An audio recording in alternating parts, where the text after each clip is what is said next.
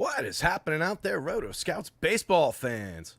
Good to see you, gang. Apologies for the late start there, keeping you waiting a couple minutes while I wrangled the cat. Got a couple lineups into the spreadsheet. Made sure everything was in the right place. I actually just have to realize I have to update the stats dashboard just real quick as we get started here. But welcome to a Thursday afternoon show for a small slate, one of the last small Thursday slates of the season. Coming down to the wire, it's got this week, next week through next weekend, and that is all she wrote for your baseball season. So not a lot of action left. Should be a big Friday slate tomorrow, I would expect. Minimal action over the weekend, and then whatever's left next week as far as the prize pools go.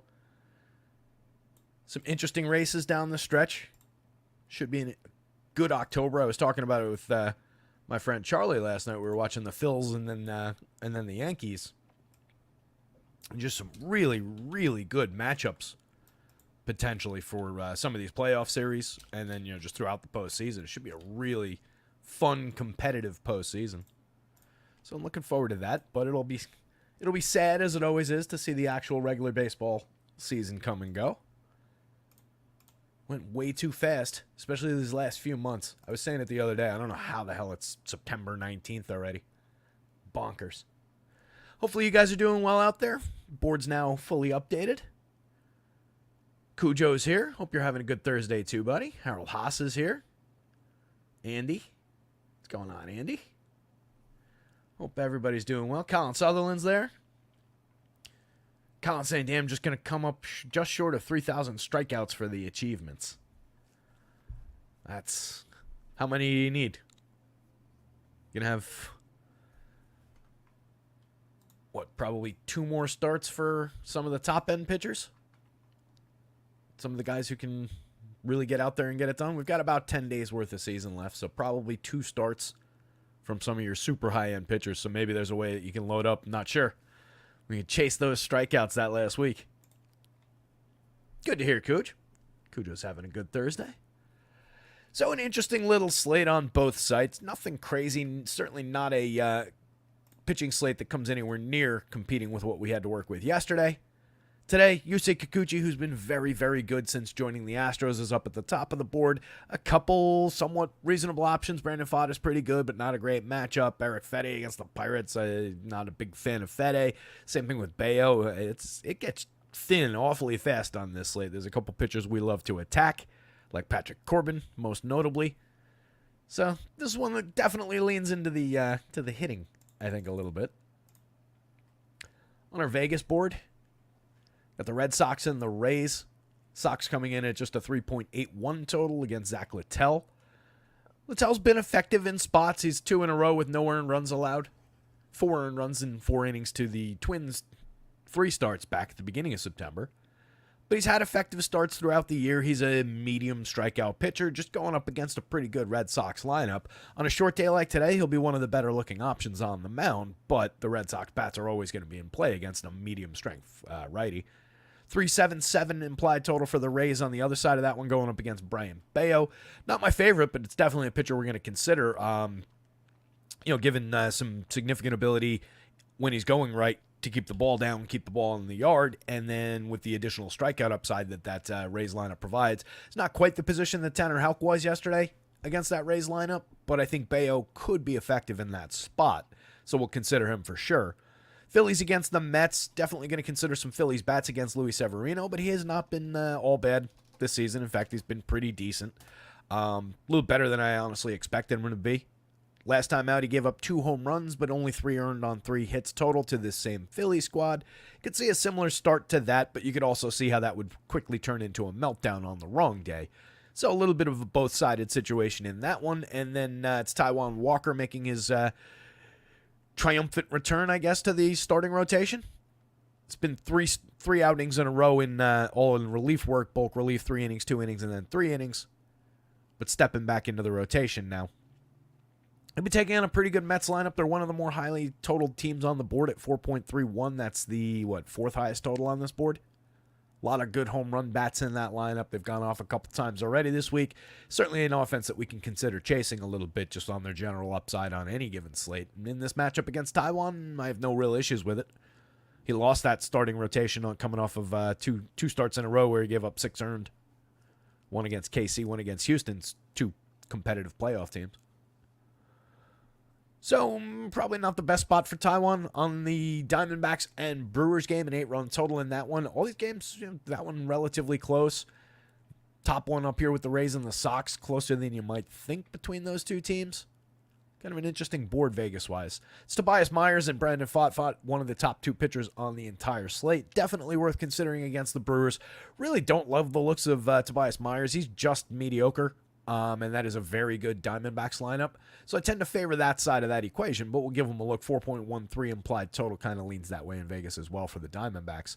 3.96 on the other side of that one for Milwaukee, who they're also a very good offense that clinched their playoff spot yesterday.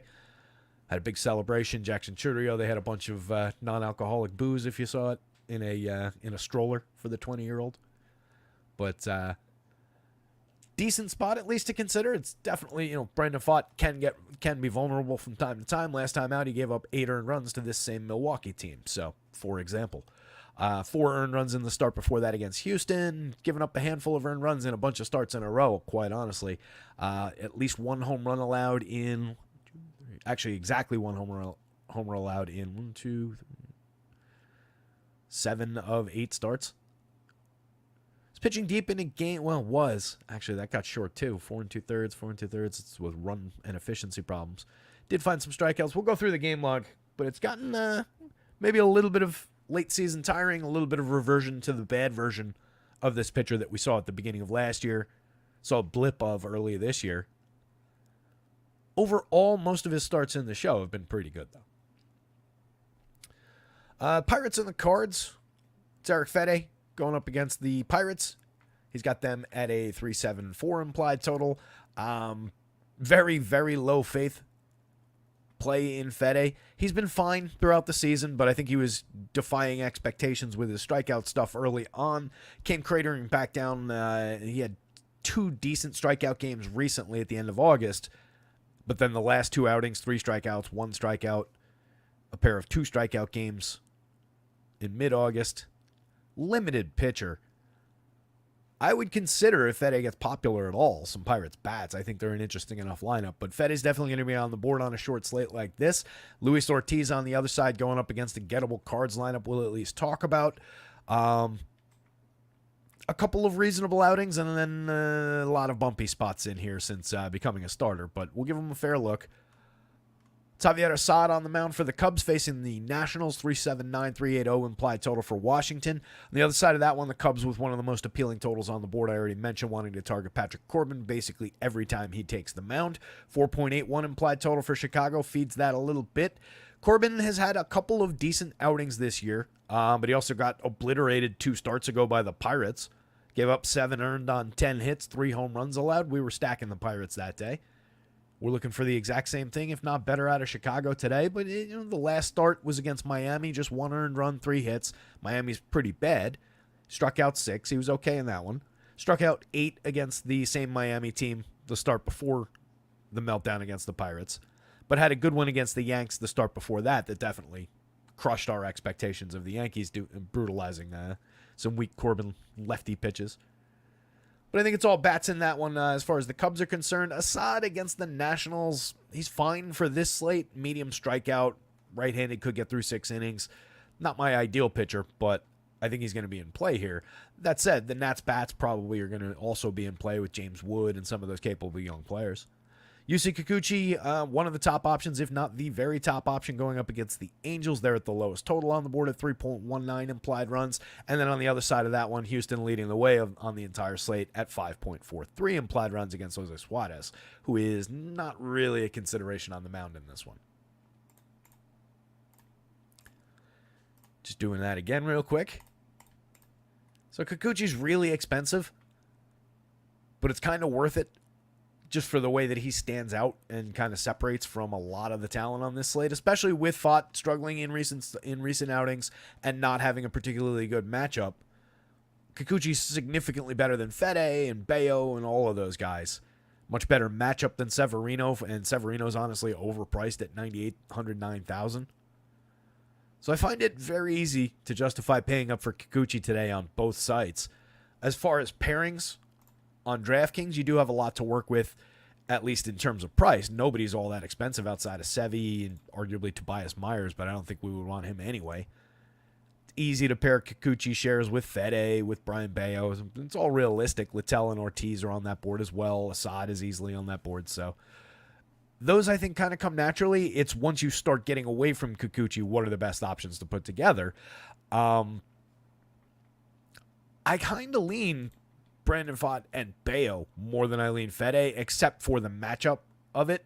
But I think that's where everybody's going to get to with Eric Fede today, and there's going to be so much riding on him just under the weight of everybody's expectations. It's very easy to see Eric Fede just completely crumbling, giving up some runs and not finding any kind of strikeout total against that high strikeout lineup. So I just feel like he's going to get popular in that spot. I think he's very playable, and I think he's a top 4 option, obviously, on the DK slate. But I'd probably look in the other direction as far as just trying to get away from some of the field. And there's no reason to think that Tampa Bay would be any more competitive or lower strikeout than the Pirates necessarily. Sevy against the Phillies is just a difficult proposition for me. I think he's okay, but it's not for that money on this slate relative to basically everybody else. It's really not appealing. Littell could find his way against Boston for the money.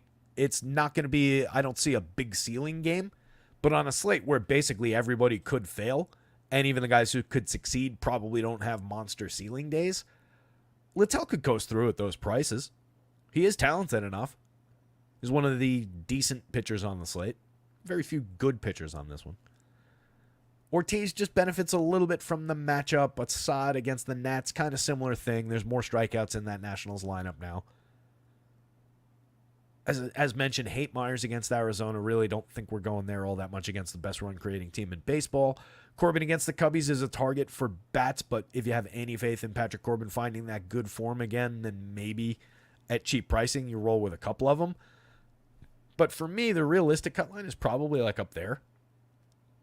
I think nothing of either of these options. I don't like targeting either of those teams to begin with. And Taiwan probably, I don't think will be considered a full start. 80% of a start. 5 innings maybe. Maybe he gets you there on DraftKings, but it's a good Mets lineup on the other side. And then Suarez I just want no part of. So it's a much shallower pool today as far as the pitching goes. Still some options to work with. You can, I think, pretty easily get up to the top of the board in terms of just paying up for Kikuchi and whichever of those upper projection pitchers you actually like.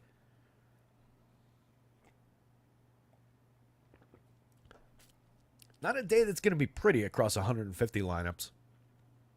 Definitely a day. If you're building a lot of lineups today, you're going to have to embrace some uncomfortable, bad-looking options as far as just like the name brands that you're putting in your lineup. Taking a look at our first game here. This is the first one, yeah. So, Littell, just 74-81, has a 20.7% strikeout rate. Like I said, he's not been pitching poorly. A 3.73 ERA, but a 4.12 xFIP underneath it is a little bit of a betrayal of his decent-looking ERA.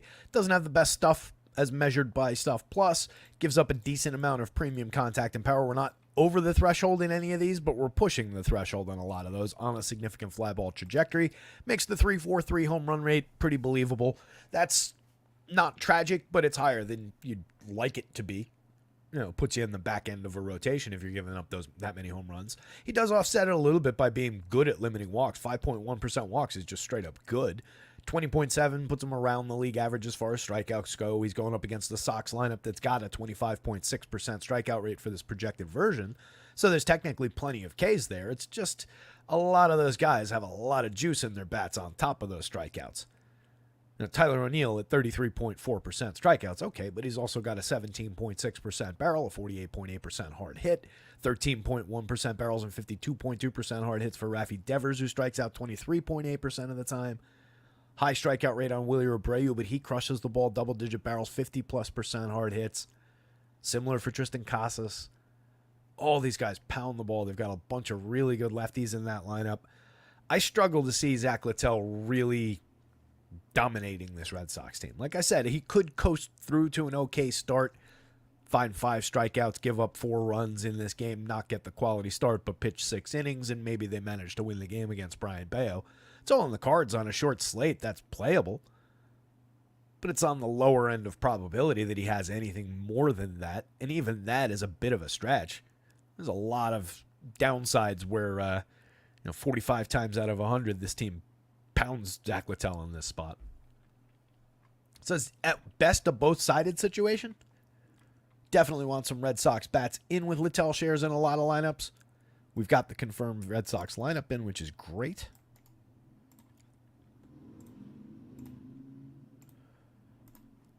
Schedule-wise, by the way, come on back at, I'm going to say 6:30, but you'll see it pop up probably 6:30 for a Showdown Slate football show for today for the thrilling upcoming Patriots and Jets game.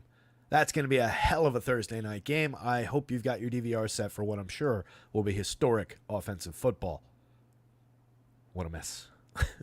Right back to Thursday night games, just going right into the toilet. I don't know what the rest of the schedule is this year. Felt like they got out on a good foot weeks 1 and 2, but this one is a disaster. It's going to be an ugly game.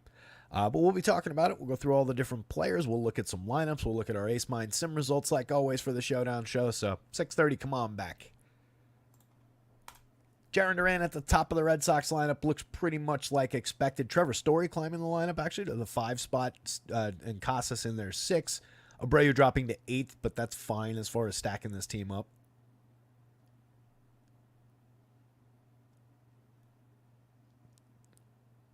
Not the biggest Nick Sogard guy at the bottom of the lineup, but I mean, even he's coming in at 250, 306, 268 over his 62 opportunities this year.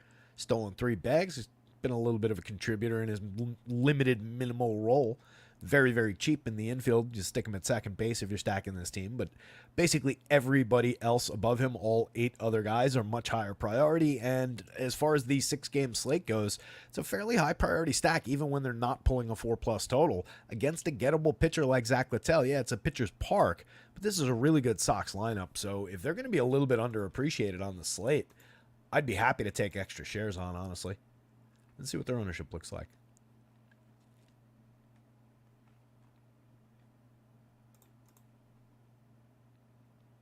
Nope, they're going to be popular per this. FanDuel, anyway.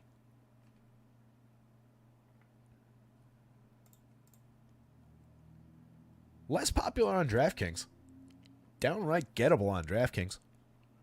I don't mind that at all. A little bit more popular, it looks like, on the FanDuel slate. For the Sox, Brian Bayo, 8,200, 8,300 across sites, projects out just fine. He's coming in with a 21.5% strikeout rate over 152 2/3, a little bit better than his opponent, but he's walking not double, but closing in on double the hitters. 4.60 ERA for him, but a 3.91 xFIP. So his xFIP falls between the ERA and the xFIP mark for Zach Littell, while he's got by far a worse ERA at 4.60. 2.87% home runs, but that comes on a 6.3 degree average launch angle. 41.8% hard hits, 88.8 miles an hour of exit velo. There's nothing wrong with the premium contact, and it's mostly drilled into the ground. When he makes mistakes, they can travel from time to time. He's not invulnerable to the home run, but he is one of these pitchers that keeps the ball down pretty effectively and has an impact on home run numbers on the other side. You can see even Brendan Lau, their best home run bat, 8.68 in the model today. So not quite where they might otherwise be. But you can see it last year on a 4.9 degree average launch in his 157 innings, 3.59% home runs. Just was making more mistakes last year. Is taking a little bit of a stride as a pitcher in that department anyway. 11.5% swinging strikes against a lineup that has a 26.7% strikeout rate, a lot of free swingers in it. I like Bayo's upside to find a handful of additional strikeouts behind, well, not a handful, but a strikeout or two beyond his normal expectations is slightly over 1 in 5. I could see a 1 in 4 kind of a number tonight. So I think his realistic expectations that he would succeed at these prices. It's just, I think everybody would be expecting that, and he's going to be pretty popular on both sites. Looks like the DraftKings number is pretty significant, and I think it was as well on FanDuel when I had that on the screen a minute ago. So good chalk for this slate. He's one of the better pieces of chalk. But he's not exactly reliable, as evidenced by that 4.60 ERA. He's given up a lot of runs this year. Jarren Duran at the top of the Sox lineup, 61-38 across sites, worth paying for. Monster season out of him, 21 homers, 32 stolen bases, making history in terms of the across-the-board numbers. First player ever to compile as many different double-digit marks in across double, X amount of doubles, Y amount of triples, and so on. Been very, very good this year. 129 WRC plus, a 212 ISO on the season from the leadoff hitter. A tremendous lefty bat. Rafi Devers is cheaper, 57-38. He's hit 28 home runs, a 247 ISO, 135 WRC plus. His numbers are down slightly from their former heights, maybe, but that's still a fantastic season with absolutely nothing to nitpick about unless you're just comparing it to the best years of his life. So, I mean, totally fine with him. With his price being affordable, it's a high price, but it's definitely affordable for the player that you're getting for that money. Love that spot. Tyler O'Neill, 55-35, has 31 home runs on the year at 282 ISO, 137 WRC plus. Going up again against a pitcher who's giving up a fairly high-end level of contact on a fly ball trajectory. Looking like a pretty strong home run opportunity for O'Neill. He's pushing nearly 15 in the home run model, so is Rafi Devers. You got an 11.75, a little further down from Tristan Casas. Reasonable numbers on Willie Abreu. Even Danny Jansen's getting into the mix there. Trevor Story's low, but that's only because the back end is kind of low. In real life, Trevor Story probably does have a little bit better of a home run number than that. He's hit 2 in his 71 plate appearances this season. He's stolen 5 bases. Over 71 opportunities isn't terrible numbers. Needs time to round into form a little bit, but I continue to believe there's still a good ball player there, and he's cheap at shortstop, and now he's in the heart of the lineup. Yoshida's really cheap for his talent, 3,800, 2,900 for a guy slashing 287, 354, 427 over 396 chances, striking out less than 13% of the time, creating runs 18% better than average. Yoshida continues to be totally underpriced, absolute bargain of a player. Casas hits the ball extremely hard, nearly 12% barrels, 44% hard hits, 9 home runs and 199 chances, a 193 ISO, and better numbers to come going forward. Or if there was more season. Jansen's a playable mix and match catcher. You guys know I love Willie Abreu in that role. 11.5% barrels and 50.2% hard hits down lineup. The spot in the lineup is not ideal, but that's going to render him lower owned than he otherwise would be, and he's very, very cheap for a guy who hits the ball as hard as he does. He's hit 15 home runs and 411 plate appearances. He's got a 217 ISO, so a lot of extra base hits in there. He's a very capable left-handed player up against a middle-of-the-road righty. And then there's Nick Sogard, who I mentioned at the beginning before, has held down a decent 62 plate appearances. Mix and match caliber guy at best.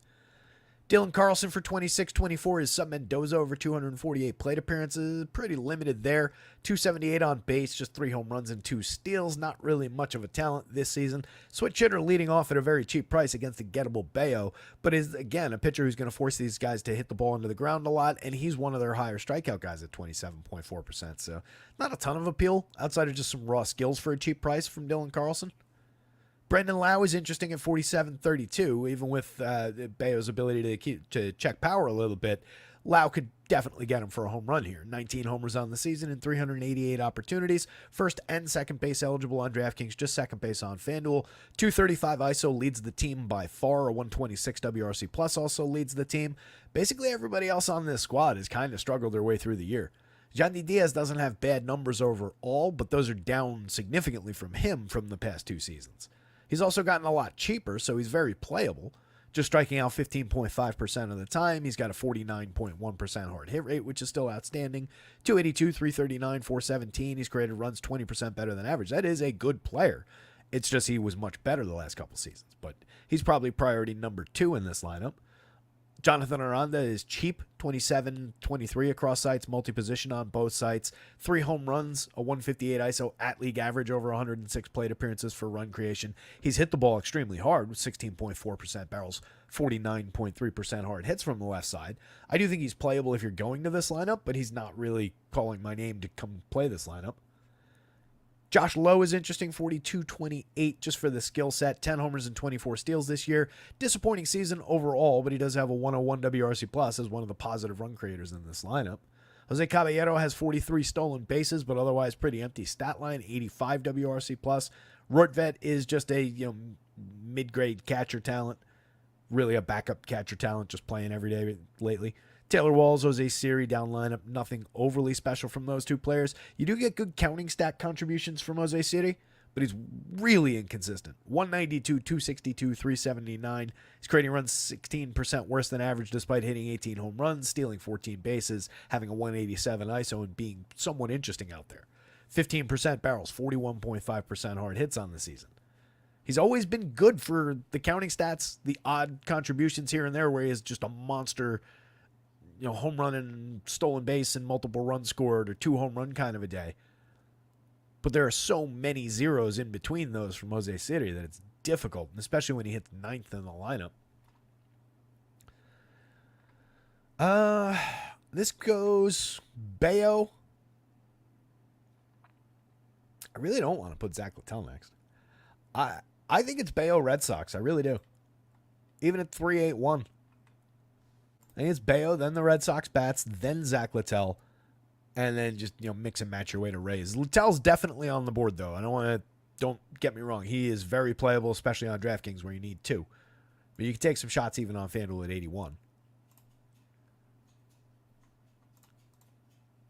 Phillies lineup doesn't look like it's come in. Yep, it's on Underdog. Let me grab it. Give me an excuse to put that coffee cup down that I've been holding.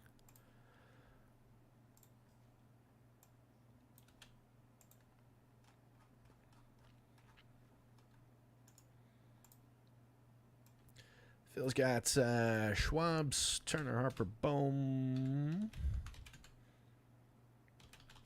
There's 2 switch places today. Stott, Realmuto, Marsh, and Cal Stevenson. So just a quick flip of Alec Bohm, Nicky Castellanos, 4-5 from what was originally projected. Good spot for bats, I think. 2 guys on each side over the magic number for home runs. They would be who you would expect. Still no Francisco Lindor for the Mets. Long wait for him to get back from the back injury. Hopefully for the weekend he'll be here. That was the original prognosis, was 3 to 5 days, seeing depending how it healed. So hopefully he'll be back soon. Still a very effective Mets lineup, though. A lot of good guys as far as getting on base. Good run creators, decent amount of power in there. And then it's very similar on the other side. A lot of good run creators. A lot of guys who can draw a walk, put the ball in play effectively, hit the ball extremely, extremely hard on the other side of the game. So love the Phil's bats. Like the Mets bats. I think Taiwan is very gettable for the Mets here. You can see a monster target in the 5.71% home run rate that he's allowed so far this season. That comes on a 15.4 degree average launch with a 13% barrel allowed, 46.2% hard hits. We're not only over the line, we can't even see the line anymore. We're so far over on all these categories with Taiwan this season. He's been bad. 6.29 ERA, a 5.09 xFIP, 15.7% strikeout rate, 8.9% walks, not a good strike thrower, 6.6% swinging, 25% CSW, a 1.63 whip. Been a very, very ugly year for Taiwan. In his appearances in bulk relief, 3 innings, allowed 2 runs on 4 hits against Toronto. 2 innings, allowed 2 earned runs, 3 runs total, struck out 2 and walked 2, gave up a home run, 3 hits in 2 innings to Miami, and then had a clean appearance against this Met squad, 3 innings on about 5 days ago. 3 innings, 3 hits allowed, no runs.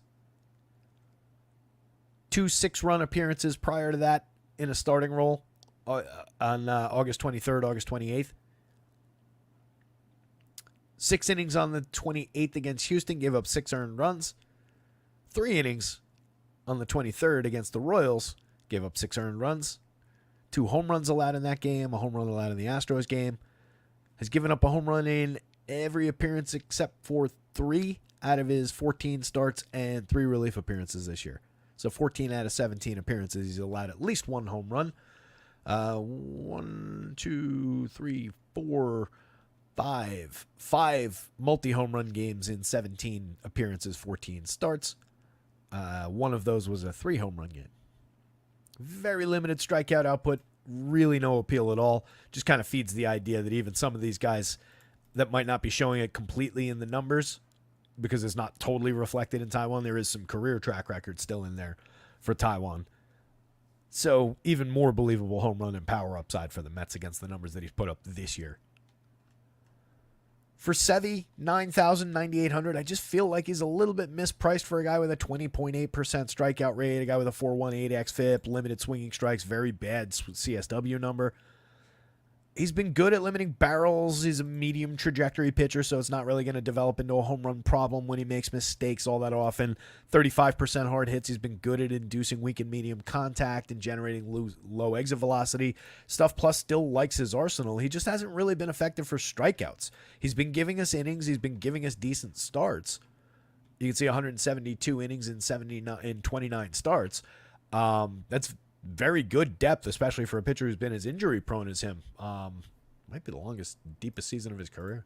Let's see.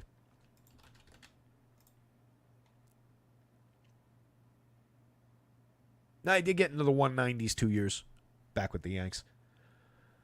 31 starts and 193 and a third in 2017. 32 starts, 191 and a third in 2018. Was damn good those years.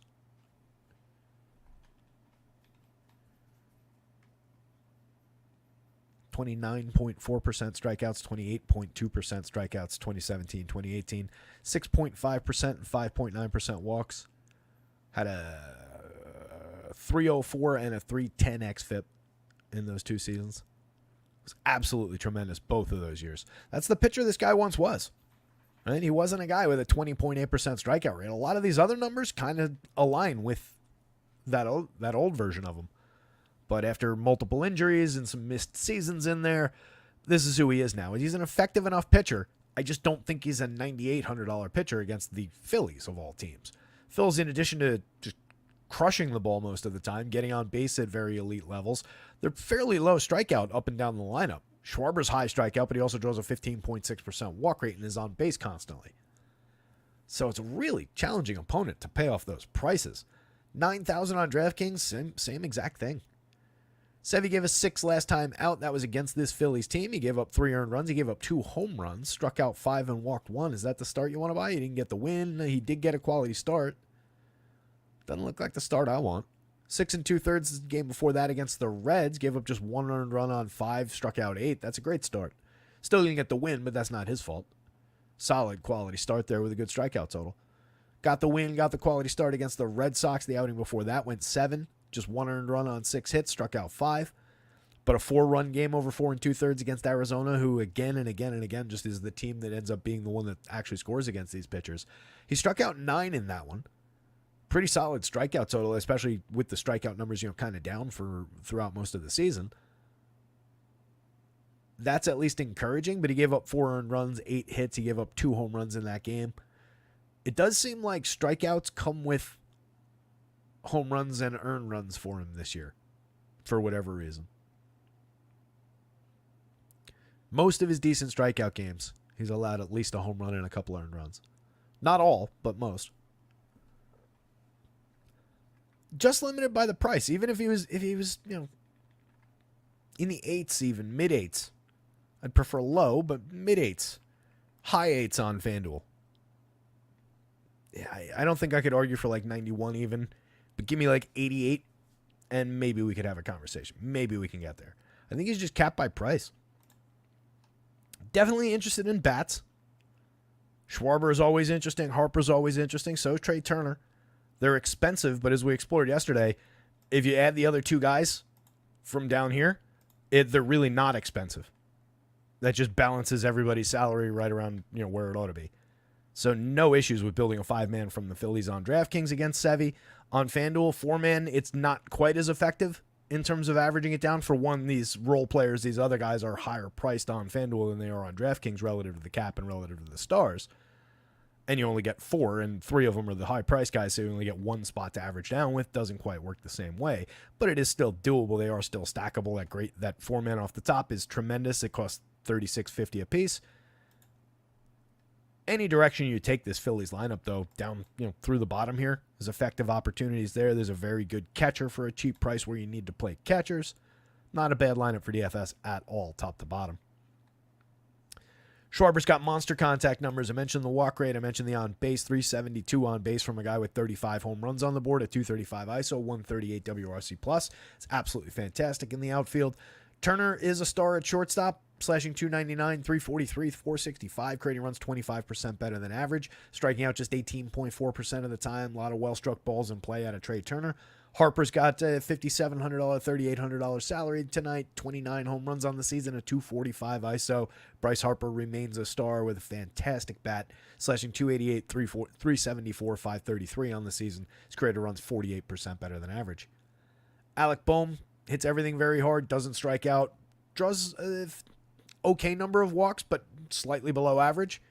Means he's just constantly hitting the ball hard and putting it in play. This year, it's resulted in a 288, 341, 461 slash line. He's hit 14 home runs. His created runs 21% better than average. He's been outstanding. Nicky Castellanos, not the picture of consistency, but does still have power in the bat. 21 homers this year. Just a 167 ISO shows some of the bad luck, some of the, the comes and the ebbs and flows, the comings and goings of base hits, and extra base hits in the ISO as far as the doubles go. But the home run power has basically been there. So for the price, it's not bad. He's a contributor in that lineup, and he's in the heart of the lineup. Bryson Stott, also a little bit inconsistent, a 313 on base, just an 88 WRC plus, limited by the 114 ISO. He does have 11 home runs on the board, but he doesn't exactly make great contact at the plate. He's just low strikeout, medium walk, has a lot of speed. So he is a player that gets involved, but not as frequently as it might otherwise seem like, given the big exciting play nature of what he might do out there. Romuto, again, at 41, is a very affordable catcher for what he does on the field. 10% barrels, 44.8% hard hits. Not his best season statistically over 382 plate appearances, but still effective, still creating runs 6% better than average. He's got 12 home runs on the board. Always playable.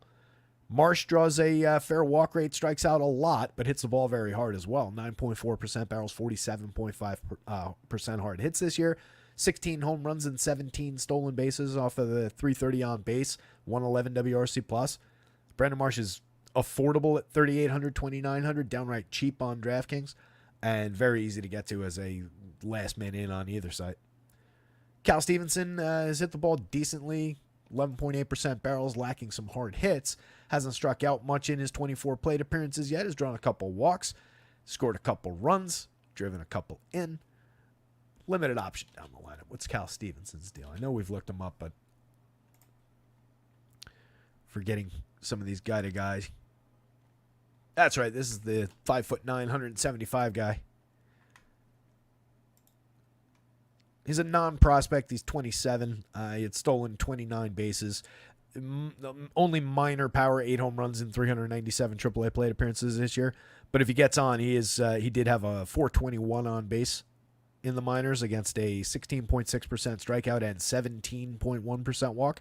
But that's as a 27-year-old in AAA. So just kind of an on-base and average with a little bit of speed type of a player at the bottom of the lineup. But that's playable for the dead man, or not dead man, but 2,200 across sites. If you're desperate to lower cost, you pop them in at the bottom of the lineup and use them as a wraparound play to the 3 stars. It's not a terrible way to burn an outfield spot. In the Mets lineup, Jose Iglesias continues to get those leadoff opportunities with Lindor out. 329, 377, 439, delivering a ton of BABIP-based results, and very happy for him. But it's not a player we really go to outside of just it's a good lineup spot, and the results have been good. So if you're inclined toward that approach, then yeah, he's in a good lineup spot for a cheap price. He fills second base. There's no real issue with it, and he has been effectively putting the ball in play. A lot of what's happened this season with this player is just good fortune. But he's sitting there at a cheap price. I prefer Nimmo at 45, 3,000 as a way to get started. He's getting on base at a 337 clip. He's got individual upside with 20 home runs and 13 steals on the board, a 170 ISO, 112 WRC plus. Not the best season out of him, but he can still draw his walks. He still hits the ball pretty hard. Lefty bat with a decent upside against Taijuan Walker, who, again, has been struggling dramatically this season. So can definitely buy in on the upside for Nimmo. Mark Vientos is obvious. 48. Ooh. Did he jump from... Didn't he go 46 to 42, and now he's 48 on this 6-gamer? They're so close to getting it right. 4,800. Let's see where he lands next week. One of the higher prices we've seen on Vientos in the midst of a very strong season, 273, 25, 516 with a 246 ISO, 24 home runs on the year, a 14% barrel, and 46.2% hard hits. Still very affordable on both sites. Cheap on FanDuel, too. Third base, first base over there. Pete Alonso, 49.33. Very affordable for a guy with 33 home runs this year. 226 ISO, 126 WRC+. Plus. For the money, there's not a gigantic difference between what Pete Alonso's done with the bat and what Kyle Schwarber's done with the bat. All right? To justify that massive of a price difference, 6,300 to 4,900. Schwarber has definitely better contact rates. No disputing that. He's walking more than Alonso, but Alonso walks at an effective 9.8% clip and strikes out 4 percentage points less than Schwarber does. So that balances basically. 246 versus 252 in the average department. Call it a draw. The runs scored, all right, Schwarber wins that category. He definitely gets on base more effectively than Alonso does. That's why he leads off. That's why he scores more runs. 33 home runs to 35, negligible. 86 to 97 ribbies, negligible and not really up to them. Stolen bases, 3 to 5 if you care about that. The 331 on base, again, is not Schwarber, but it's still very good, very effective. 226 ISO is very good on its own, and Alonso's capable of more than that, and compares favorably with a 235, a 126, and a 138 WRC+. Plus. Again, there's a little bit more upside with Schwarber's ability to get on, but I don't know that it's worth that big of a price difference. And Alonso's got the much better matchup facing Taiwan, who's given up this kind of a home run rate this year. Just interesting how some of these dominoes don't click together, they fall. Some of these puzzle pieces click together. Jesse Winker, 36-27. 14 home runs, 14 steals. Feel like it's been a minute that he's been stuck at those counting stats, but still at 122 WRC plus on the season. Still very, very cheap for a guy who reliably gets on, puts the ball in play, draws walks, scores runs. You can do worse for correlated scoring than putting Jesse Winker in your outfield. Another lefty bat against a weak righty, too. JD Martinez in the lineup, 44-29. Still squares the ball up effectively, 15.1% barrels, 45.1% hard hits. Mixed results, 16 home runs, a 176 ISO is not ideal for that kind of contact, but we know he can still drive the ball. He's still effective out there, can still draw a walk, creating runs 10% better than average. So he's not a detriment to the team. He's appropriately priced for stacks. He's fine. Tyrone Taylor, 31-25. I prefer to get my Tyrone Taylor when there's a weak lefty on the mound, but mix and match quality at worst. If you would play Harrison Bader in this spot, you can absolutely play Tyrone Taylor. They're basically the same guy. Francisco Alvarez, power for sure. 41.1% hard hit, 6.3% barrels is limiting this year. 9 home runs, a 150 ISO. Everything's limited this year.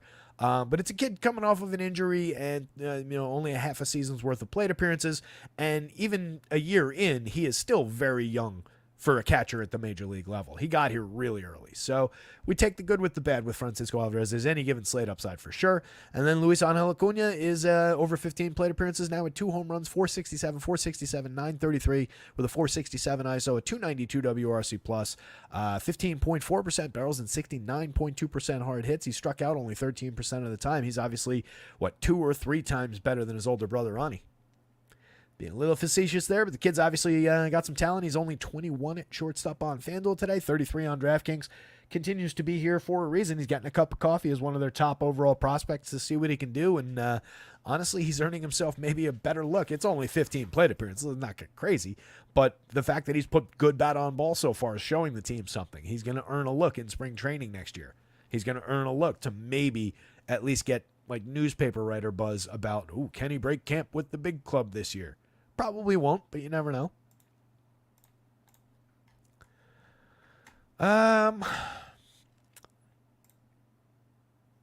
Mets bats, Phillies bats, Sevy, and really do yourself a favor and don't play Taijuan Walker.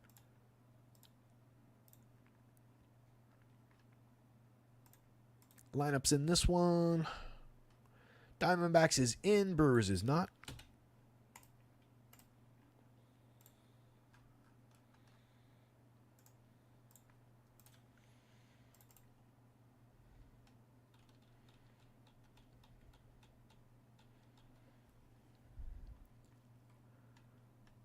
What's going on in chat? Clint Wood's here. Powers here.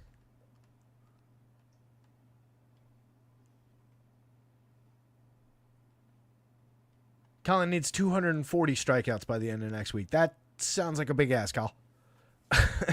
I was hoping we were a little bit closer than that. How many pitchers do I get to play a day?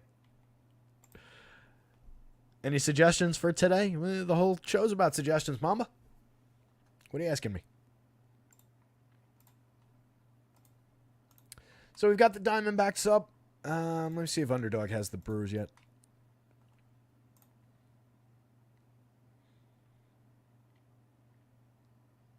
Well, the Guardians walk it off to clinch. Brewers lineup is out. All right.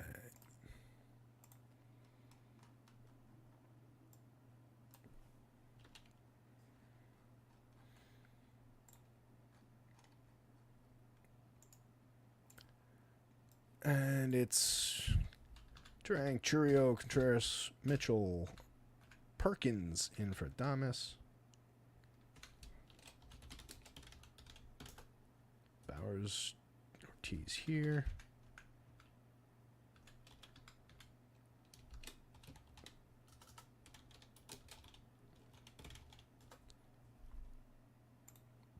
Couple days off in the Brewers lineup. No Adames, no Rhys Hoskins.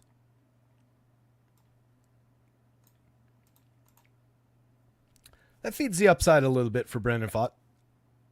Now that we're dealing with a lineup in which Jackson Churio is easily and by far the best player overall, William Contreras is the next most threatening hitter in that lineup. And apologies to Contreras, but he's going to get passed by Churio soon enough, so I'm willing to say it. Everybody else in that lineup is really, really gettable. It improves the spot for sure for Brandon Pfaadt that those two players aren't in the lineup. Overall, this season, a 4.81 ERA is ugly, but a 3.74 xFIP is more appealing. A 22.8% strikeout rate for Pfaadt is very good. 5.6% walk rate is just fine. Nice and tidy walk rate. 11% swinging strikes, 28.5% CSW. Not bad at all in those departments. It's been good at limiting premium contact, or at least halfway decent at it. 7.6% barrels. 39% hard hits is up there. 89.3 miles an hour of exit velo. You'd like those numbers to be lower, but they are below our thresholds. He's only given up a 3% home run rate this year. Last year, that was problematic for him, especially at the beginning of last season. Monster barrel rate, tons of hard hits, tons of exit velo, all way over the thresholds. 5.23% home runs. He cut that all down when he came back up last year and has continued that. Went through the playoffs as a very good pitcher last year, and then into this year. As I mentioned at the beginning of the show, he's hit a little bit of a wall in his last few starts late in the season here. Has still racked up some decent strikeout games, but the runs have come creeping back in, and some of the home runs have come creeping back in along with him. So maybe a little bit of concern around that. But now that we've got a weaker version of the Brewers, there is, hope. Last time out, he did face this Brewers team, though. He went 1 2/3, gave up 8 earned runs on 7 hits, 1 home run allowed, no strikeouts, and 3 walks. It's a problematic start if you've got him for DFS that day. Unsurprisingly, he did not get the win or the quality start. 4 2/3 of pretty weak pitching against the Astros, another very good team. 4 earned runs on 8 hits in that one. He struck out 5 at least. That's a good accomplishment on its own in 4 2/3 against the Astros, but he walked 2, gave up a home run. Obviously wasn't that good. Dodgers, 3 earned runs, 5 2/3, but he struck out 10 in that one and he got the win. I'll take that start. It's not exactly what I'm looking for, but just 3 earned runs, 8 hits allowed, 10 strikeouts, 2 walks, no home run allowed, 5 2/3 with a win. I would have liked the 1 additional out for my quality start bonus on FanDuel, but that's close enough. 7 innings back on August 12th against Colorado. He struck out 11, but also gave up 4 in that one. That started a stretch of 4 earned runs, 4 earned runs, 6 earned runs in 3 concerning starts against Colorado, Miami, and then the Mets. Gave up a home run in each of those. I think on such a short slate, and especially where he projects out fairly well against a diminished version of the Brewers, I think he's going to have to be playable at worst, and he's pretty appealing overall as this slate goes. The hope would be that people see the recent struggles, the recent game logs. Maybe other sites are looking at it a different way and talking people off of them, and maybe they go in different directions against, again, a pretty decent Brewers team overall. But I would lean the other way. I would say that this enhances the spot a little bit for the pitcher, and I think he's a good pitcher who's talented enough and just hit some bumps along the way there. I still have a pretty long leash left with this pitcher, so willing to go there at 87, 85. The prices have come down a little bit commensurate with the recent performances. Take the discount. Tobias Myers at 89,900. I'd much rather have Brandon Pfaadt against the Brewers than Tobias Myers at those prices on either side against the Diamondbacks. That's absurd.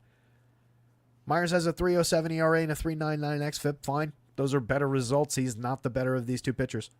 22.2% strikeout rate, slightly lower. 6.4% walk rate, slightly higher. 117 whip versus 127. He's got a 399 versus a 374 xFIP. Not nearly the swinging strike rate. Much more limited CSW. Limited by Stuff Plus. He's well below average by Stuff Plus, where Brandon Pfaadt is above average pretty decently by Stuff Plus. He's giving up more home runs, more exit velo, more hard hits, slightly more barrels. Fly ball pitcher. They're basically, I mean, these numbers are basically the same, and almost every one of them at least slightly favors the other pitcher. I don't understand how this guy's more expensive against the better team. The Diamondbacks lineup is indisputably a better lineup than the Brewers are this year. They've scored more runs. They've created more runs. Every man in this version of today's lineup has a positive WRC plus. The 9-man WRC plus average is 125. This Diamondbacks lineup is really, really good. I don't get how Tobias Myers is priced like he is. He doesn't project out as well as Brandon Pfaadt does. I'm really challenged to justify Myers shares in this spot really at all, outside of the fact that he is present on a six-game slate. And one of the better of the very middle of the league kind of pitchers that are available today. But greatly prefer Pfaadt on his side. Definitely think you could take shares of the Diamondbacks against Tobias Myers for all of those same reasons. They're coming in at a 4.13 total. That's one of the more highly totaled teams on the board today. Corbin Carroll at 53.38 is up to 21 home runs, 29 stolen bases, slashing 235, 323, 437 with a 202 ISO, 110 WRC plus. Has been absolutely outstanding to rescue his season since, let's see, where should we go? July?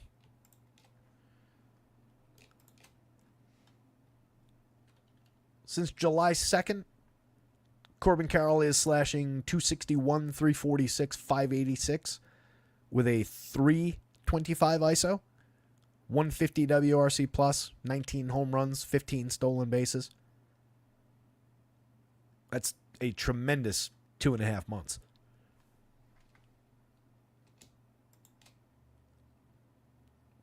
Beginning of June, picks up a couple triples in there.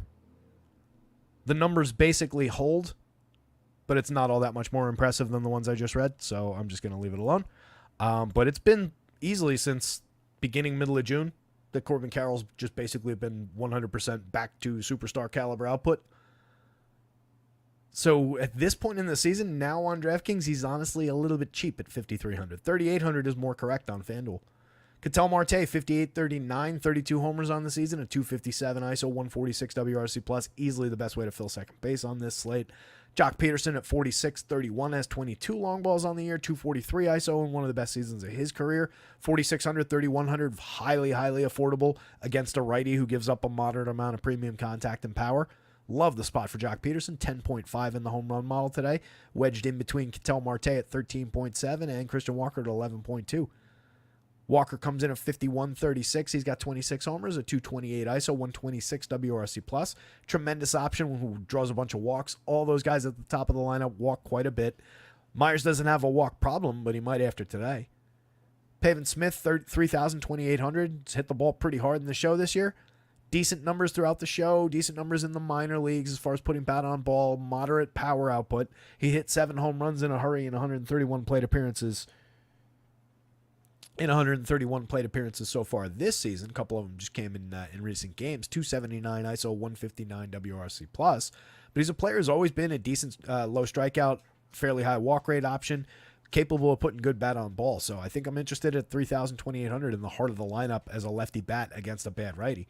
Jonior Suarez, 47.36, remains very, very cheap on DraftKings for a guy now with 28 home runs, a 218 ISO, 116 WRC plus. Suarez has been one of the best players in the league in the second half. I don't understand how he's still at 47. 36 on FanDuel, again, more correct. McCarthy's having a good year as a high-quality mix-and-match type. 22 stolen bases, a 352 on base. He's created runs 13% better than average. He's just another outfielder overall, but he's not exactly high priced. He fits in with this team perfectly. It's a good option to click in it, as a spot filler at worst, who's a highly capable guy. Gabriel Moreno, 29-26 across sites, getting on at the 347 clip is very good, a 106 WRC+. It's been good for correlated scoring. We're just not getting any kind of power output, really, but he does have a 41.7% hard hit, 6.7% barrel, which isn't nothing when it comes with a 14.6% strikeout rate. So another player just capable of delivering good bat on ball. And then there's Geraldo Perdomo at the bottom of the lineup. He gets on base at a 340 clip this year. He was good at getting on base and setting the table last year. Good as a wraparound option last year. 101 WRC+. He's not outstanding. He's not a star, but he knows how to get on base and get back up to the top of the lineup for guys like Carroll, Marte, Jock Peterson. There's direct correlation 3 times through the lineup with those players. On the Brewers side, I do think if obviously you want to chase the bad version of Brandon Pfaadt, and if it's anything like it's been in the last couple of starts, you might have a decent opportunity on your hands. But you're getting into a Brewers lineup with no Willy Adames in it, with no Rhys Hoskins in it now. You do have a couple of very strong options right there, an effective Garrett Mitchell so far this year, but it's a more incomplete version of the Brewers than you might otherwise get. Bryce Turang in the top spot, 43, 3,000. 321 on base, 45 stolen bases, and 91 WRC+. Should be a more effective DFS contributor than he is, but just doesn't come up with quite as enough consistency. There's a lot of good in his counting stats, in his stolen base, in his lineup spot is tremendous. He should be a better overall contributor than he is. Chourio somehow dipped back down to 4,400. 3,500 on FanDuel is correct. Take advantage of the low price. 21 home runs, 20 stolen bases, 202 ISO, 120 WRC+. We're up to 8.3% barrels and 45.1% hard hits. It's been ridiculous. He's had such a good year. William Contreras at 48-34 has 22 home runs from the catcher spot. Another play everyday catcher. 648 plate appearances from a catcher this year. 281, 364, 469, a 132 WRC+. Just fire away at 4,800. He's the catcher that should be in the mid-5s on DraftKings every day. Garrett Mitchell at 32-25, 6 homers, 8 steals, a 202 ISO, and 198 plate appearances. He's been very good. The contact doesn't necessarily justify the ISO, the home run output so far. Just 7.9% barrels, 36.8% hard hits. But he has gotten away with it. He has made things happen. He's been a very positive run creator, run contributor. So as a correlated scoring piece with a little bit of individual upside, you definitely can play him.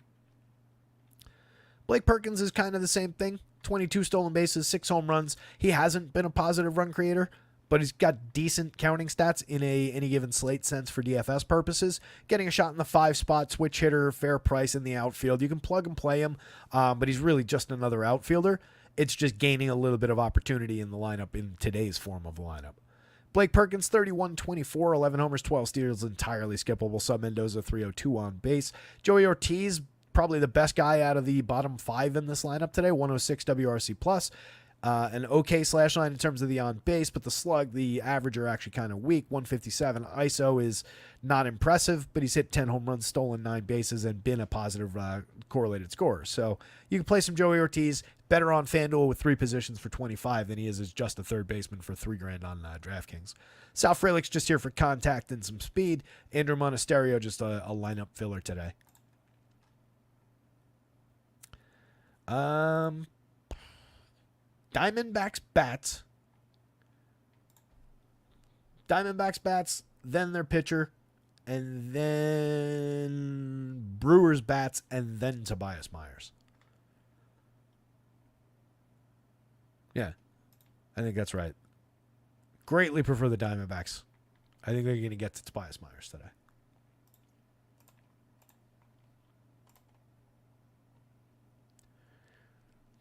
Michael Nack says because Myers led his team to a division championship. That's where are we at with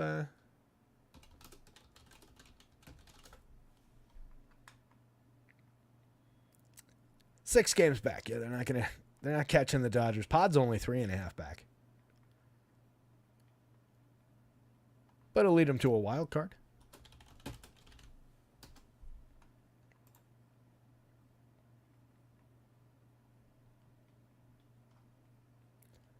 Diamondbacks tied with the Mets, game and a half up on the Braves for the second wild card spot.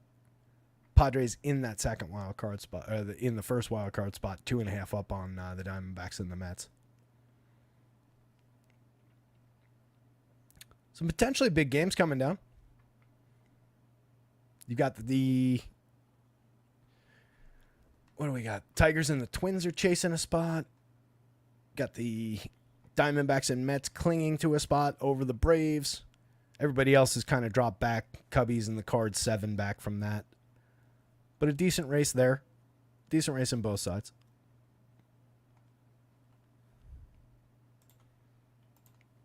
But yeah, between the two guys, as far as the talent goes, Brandon Pfaadt's the better of the two pitchers. Brewers are just scrappy. I agree with that. Yeah, they're that kind of team. Scratch out some runs, play hard, a lot of hustle on that team, a lot of speed, and did you see Churio leg out that triple last night? He flew to third base. So yeah, good fun team to watch. Pirates and the Cards again. Eric Fede, just kind of a low faith pitcher for me. Maybe it's me. Maybe I'm just not a fan. Maybe I haven't given him enough consideration this year. He has been effective overall, a 3.45 ERA, but a 4.23 xFIP. Just 8.6% swinging strikes, 24.8% CSW, resulting in 20.8% strikeouts. The numbers really normalized after his hot start, and they would continue to normalize toward that xFIP if he had more time. So I'm really not sold. 164 and a third in 29 starts. You're getting only moderate depth. Just had some outlier starts to begin the year where he pitched, relatively deep into games and came away with some decent strikeout totals. It's not impossible that he could do that. He did have 8 strikeouts against the Yankees 3 starts back, but he gave up 4 earned runs in that game. Last time out against the Blue Jays, 5 innings, 3 earned runs, 3 strikeouts, and a walk. 4 2/3 against Seattle. Of all teams, Seattle, he only struck out 1, walked 3. Just 1 earned run allowed on 5 hits, but faced 22 hitters, was inefficient, did not get the win, did not get the quality start, didn't even make it through 5. 7 Ks against the Twins in the game before the Yankees game, gave up just 1 earned in 6 innings. That's the good. But a lot of low-end games, a lot of low strikeout totals here throughout, especially the second half. Just a really good matchup. 23.7% opposing strikeout rate for that projected version of the lineup. That does include that monster from Billy Cook down there, but also the Nick York, so they probably offset each other. The guys with moderate samples, 23.9%, and depending on version, that can get into the 26-27 range, depending on who's in there. So there is potential opponent-based upside for Fede, but he's not exactly the best guy to go reliably find it. So if it starts to become a situation where just like the weight of expectations and public ownership are on Eric Fede, I'm happy to go in different directions. Let's give this a reload, see how popular he looks.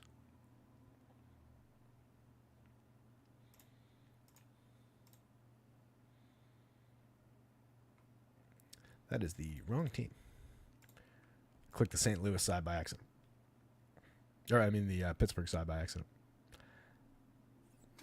Mid-teens.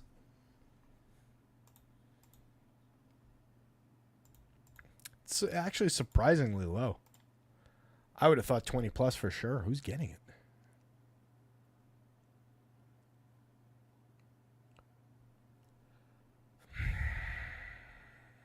I am not totally sold on the idea that the public's going to rush to roster Javier Assad at 63 against Washington. That's who they've got as the chalk value guy of the day.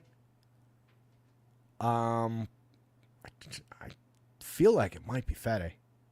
76. There's obviously a price difference there, and Assad will get plenty of ownership at his low price. I don't know that it's going to be as stark as they have it. They've got him basically double Fede's ownership number. Fede in the mid-teens and then double that up to Assad. I question that.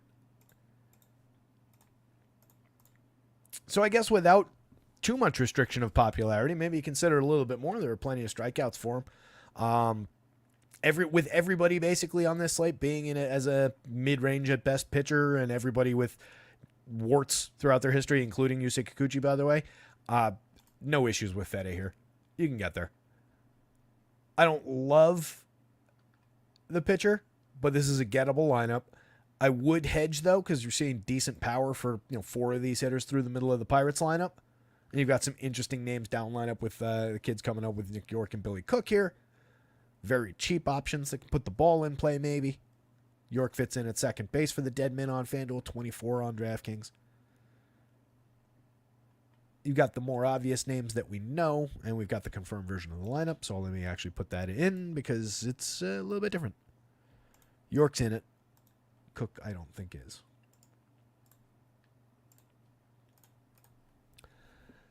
So as I was getting at, you do have the familiar names up at the top with Brian Reynolds and O'Neill Cruz in there.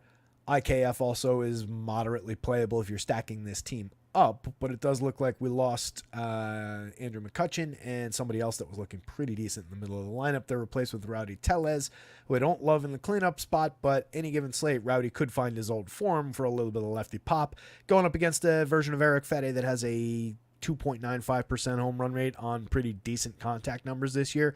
I don't love the opportunity. He only checks in at 5.89 in the home run model. Would have rather have had those other guys in there. But maybe it benefits Fede slightly, but you could still get to a Brian De La Cruz who dropped in the lineup by 2 spots from where he was, but is still in there for just 3,300, 2,700 across sites. He's got 20 home runs on the year. He's nobody's idea of a star, but he hits the ball significantly hard, 9.4% barrels, 41.6% hard hits. So there's still playability in this version of the Pirates lineup. IKF up top fills multi-positions on FanDuel where you'd prefer to have him. Shortstop on DraftKings is a big stretch, even at 4,000. He's just a BABIP-focused, put the ball in play and hope for the best kind of a hitter who needs a lot of correlated scoring events to really matter. So you can take or leave IKF in any situation.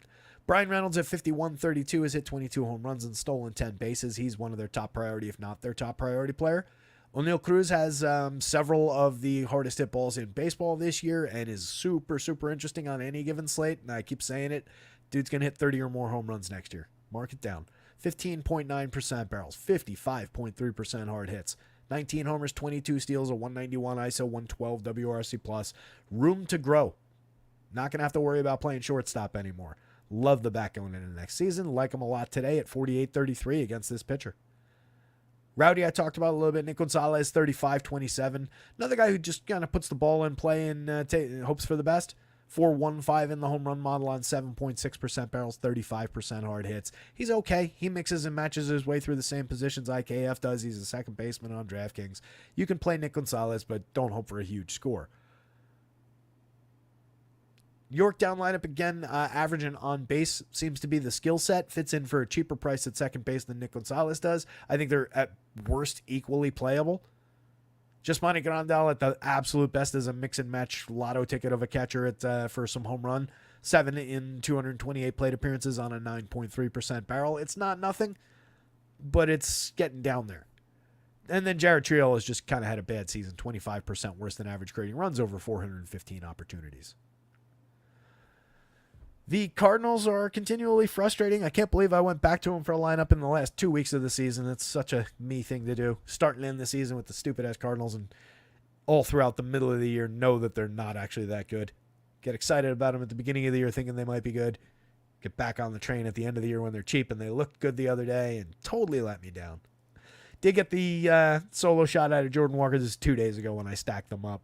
But yeah, one of the more frustrating teams to go to. Just a down year for like every one of their decent players. A number of their playable guys have been injured. They've been messing with Jordan Walker's time in the majors, so you didn't get much of him this year. It's just bad, frustrating team to play. But against Luis Ortiz, who checks in with no statistics because lookups are dumb.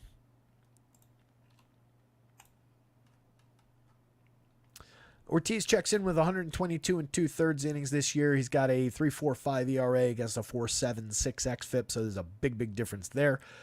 In K per 9, walk per 9 numbers, 6.97 K per 9, 2.86 walks per 9. So concerningly low strikeout, medium, high walk rate, not exactly special. Last time out, 4 innings, gave up 4 earned, 7 runs total, just 4 earned, 2 home runs, 5 strikeouts, 2 walks, 5 hits to the Royals. 3 earned runs, 4 runs total, a home run allowed, 2 strikeouts, 2 walks in 5 2/3 against the Nationals. A pretty good start against the Guardians, struck out 5, walked 3, but 1 hit, no runs. That was the last of 3 straight 6-inning starts that he put up. Only 2 of them were quality starts. One of them was a 4-run outing against the Rangers. He struck out 7 in that one, but gave up 2 home runs. In his limited action, both as a starter and a reliever this year, 4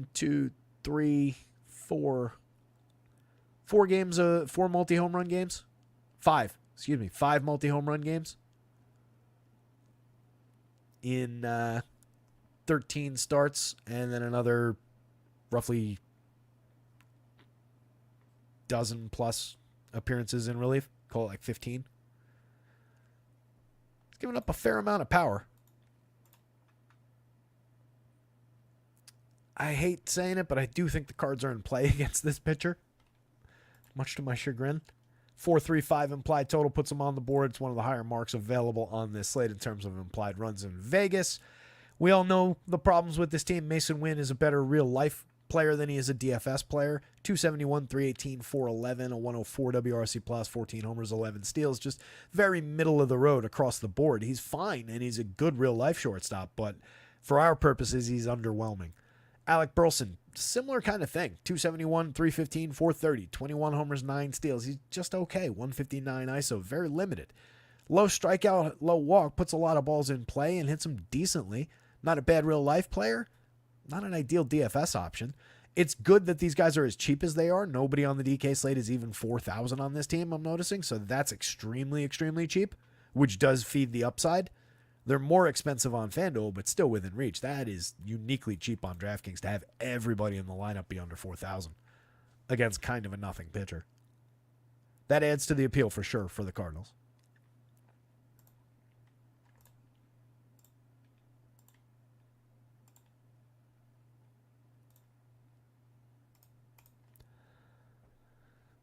They're going to be a little popular for those low prices. It's really like, a couple of the guys up top. But one guy that's really interesting to me that's not crazy high owned, or actually 2 guys, I'll throw the other one in the mix. Lars Nootbaar and Jordan Walker. It's single-digit ownership for both guys. It's like upper mid single digits for Lars Nootbaar. It's notably low for Jordan Walker, who nobody seems to like but me. And if this team's going to get popular because of how cheap they are and in stacks, those players are going to be under-owned within Cardinal stacks today, and that's a mistake. Those are 2 of the more appealing bats in this lineup, even hitting down bottom. Brendan Donovan's going to be popular. Mason Wynn's going to be popular. And Goldie's going to be popular. Really nobody else even in double digits. Not even Burleson. Goldschmidt at 39-31, basically all the struggles, the version of the player that he is, paying 39 for this version of the player is not really problematic. They've at least correctly adjusted that one. 21 homers, 10 steals, a 168 ISO, and 99 WRC+, 10.5% barrels, and 48.5% hard hits. I'll close my eyes and just consider it that I'm paying for that with my 3,900. It's a good buy at that point, but it's pretty bad performance from this player this year compared to expectations. Nolan Arenado, 16 homers, a 127 ISO.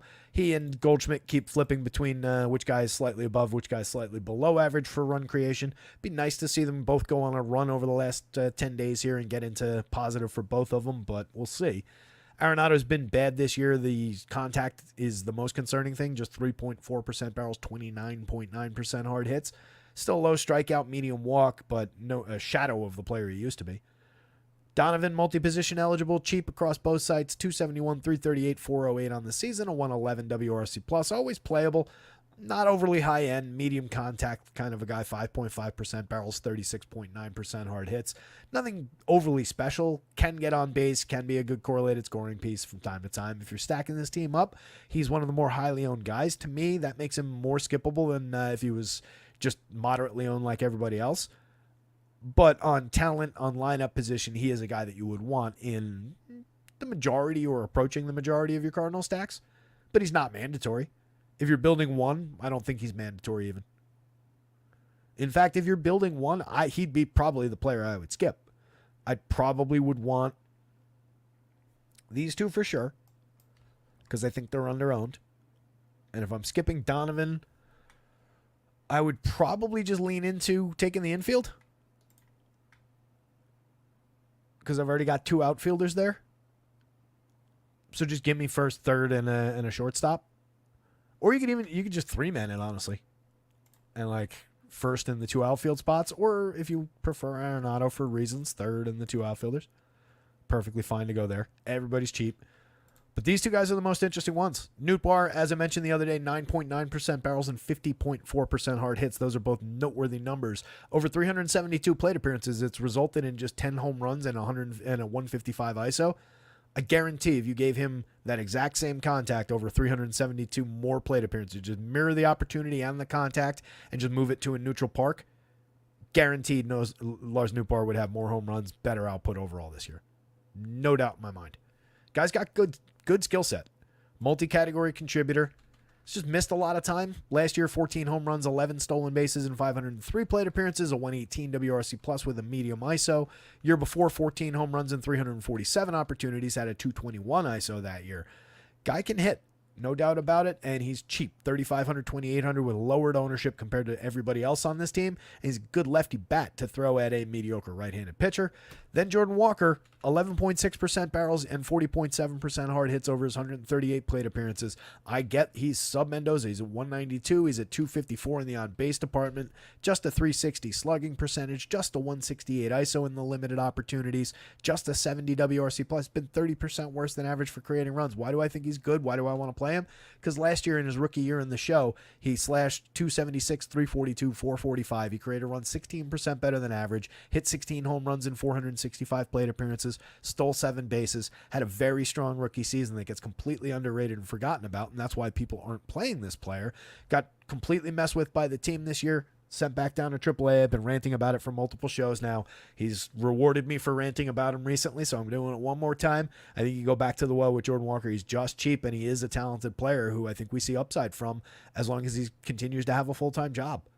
Pedro Paz, Michael Ciani, entirely skippable at the bottom. Mix and match quality at the absolute best if you're determined to play somebody even cheaper from the very bottom. Ciani at least gives you stolen base upside, but he's not really hitting. Paz, mix and match quality catcher. Nothing really appealing.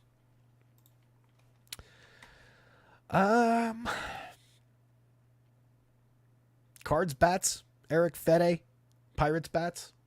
Cards, Fede, Pirates, and then Luis Ortiz.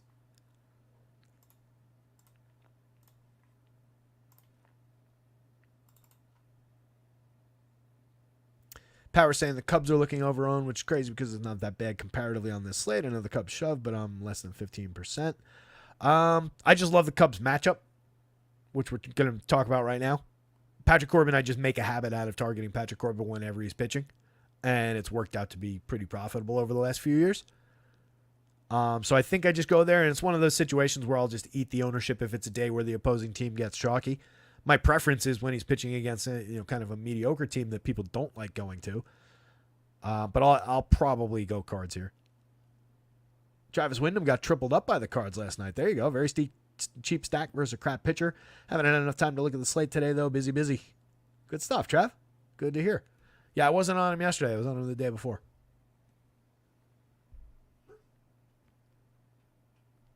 Reminds me, though, I think I need to put my placeholder lineup in.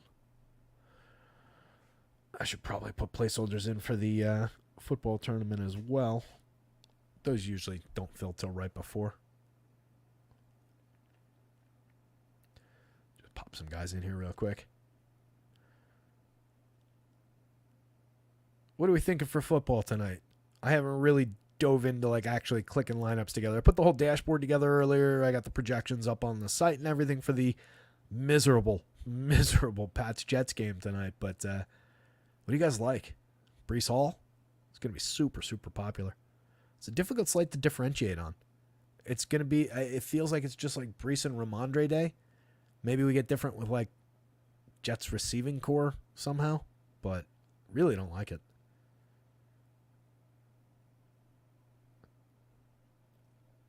We'll see how it all clicks together with the salaries, I guess. Just 1 second. Looks like the lower contest filled. All right. Got a placeholder in. Powers put the Cubs lineup in there. Let me grab it.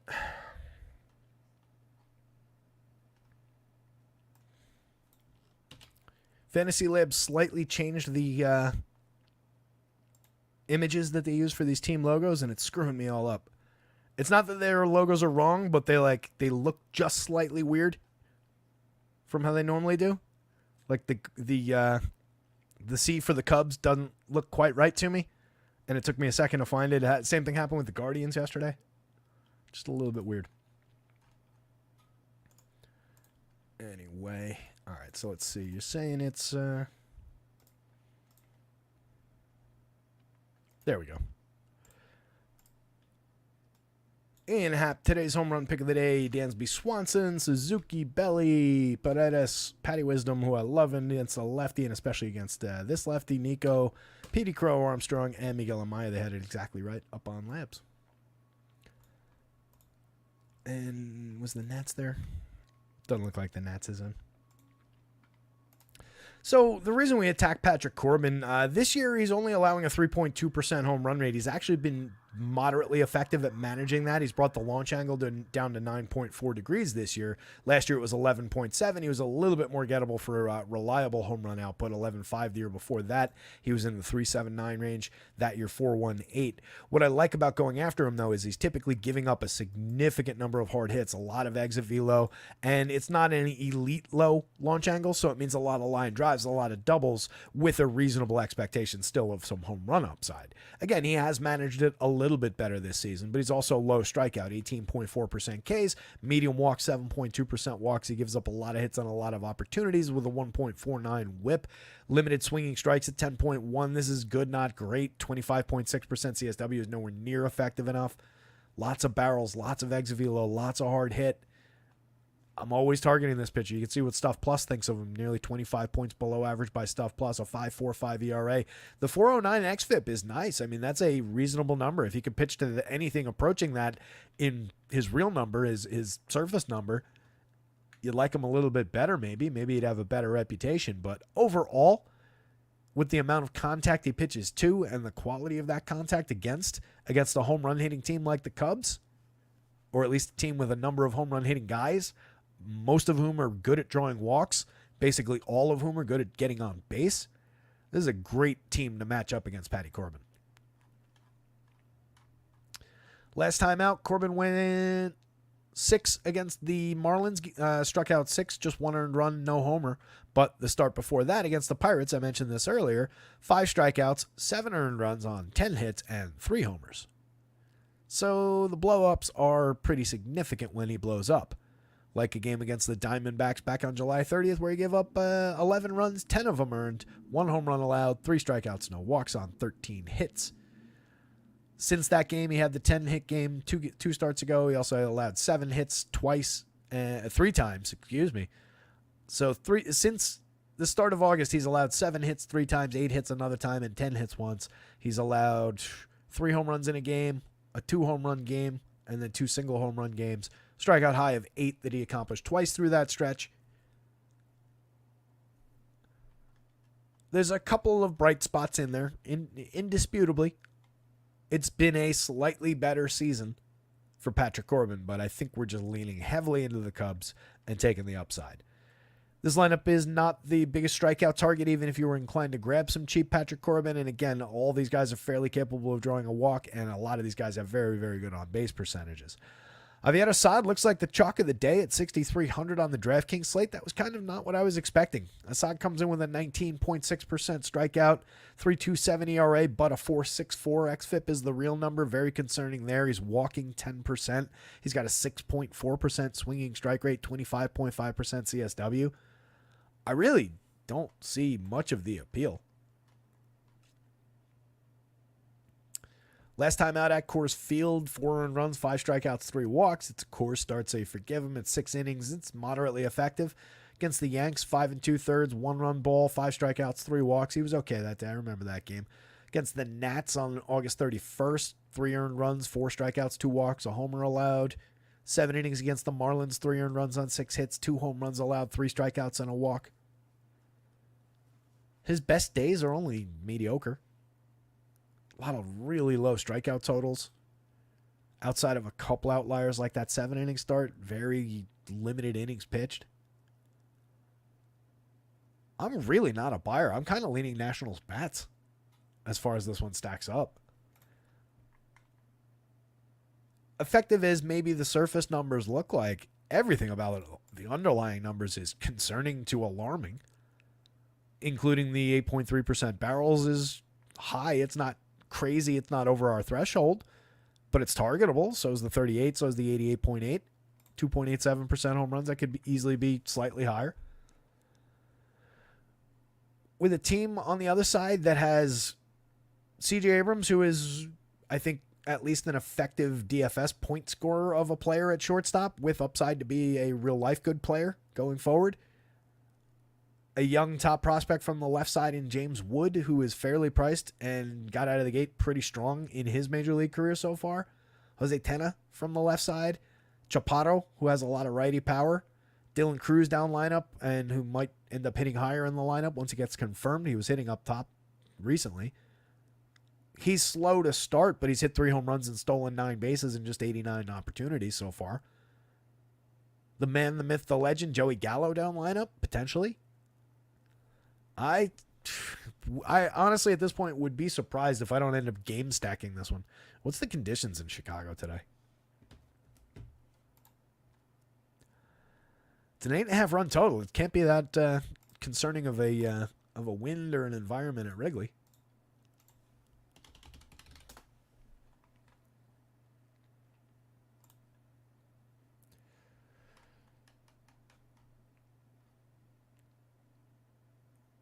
Crosswind. Nice warm day, too.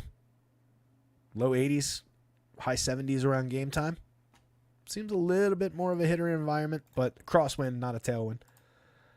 Yeah, I'm interested. I don't love game stacking. Even 6-game slate is a little bit deep for me as far as game stacking goes. Jazz Chisholm 2-run shot. Yankees lead 3-2. Oh, no, trail 3-2.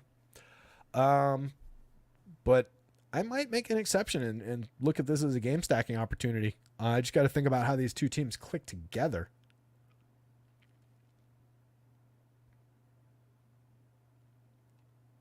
I think you could do it. I think it's reasonable. Because I'm taking 2 outfielders off the top from the Cubs with a shortstop, Dansby Swanson, Ian Happ, and Seiya Suzuki. And then I can get any of Bellinger, Paredes, or Patty Wisdom at multiple positions. If I had to go to Nico, I'd be okay with that, but I don't think I do. On the other side, I definitely would want C.J. Abrams in there, so I'd probably double dip with shortstop and util, which makes it a more unique construction on FanDuel. Can't do that, obviously, on DraftKings. You got to make a decision between those two players, which limits it a little bit on the DK slate more than it does on FanDuel. But at least, obviously, you're going 5-3 on DK or 5-2-1 or whatever you do. So continuing that exercise, shortstop would be double dipped, and then I could get Cruz or Wood in one outfield spot, but I can only have one of them. That sucks. I could get Joey as long as I'm putting Wisdom at third. I could get Joey at first. Probably have to take Luis Garcia along for the ride or one off second base and go like a 3-4. It's not the best fit, but I think you could build a decent lineup game stack in this one. Anyway, Abrams is very interesting at the top of the Nationals lineup, 242, 311, 428. Not the best season in terms of the slash line, but it's a 2020 season, 20 home runs, 29 steals, a 186 ISO. That used to mean something. It's meaning less and less these days as guys accomplish it more easily and more regularly, but it's still a strong year, and he's shown significant growth at the plate overall. 105 WRC plus, fairly priced shortstop. Love the upside. Wood has a 9.9% barrel, 50% hard hits over his 292 plate appearances so far. He's hit 7 home runs and stolen 13 bags, 353 on base, creating runs 17% better than average. It's been a breath of fresh air in this lineup. 33-27 for Jose Tena if he's in the lineup. Let me see if we got this one. I want to talk about the actual if I can. It just came out 2 minutes ago. Beautiful.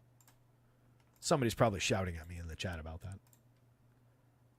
Not shouting. You guys are awfully polite. For a group of people that gets together every day on the internet, I gotta say, you guys treat each other and me with quite a bit of kindness. And Dylan Cruz is up the lineup. All right. Love it. Let's see. Wood here. Tenna further down. So this is a completely different version of that. All right, Wood, Dylan Cruz, James Wood. Chapato is there. Tenna's here. No Garcia. So Tenna, Kiebert, Juan Yepez. No Joey Gallo. Who's that? Baker. Second baseman, Baker. Darren Baker. Do not know much about Darren Baker.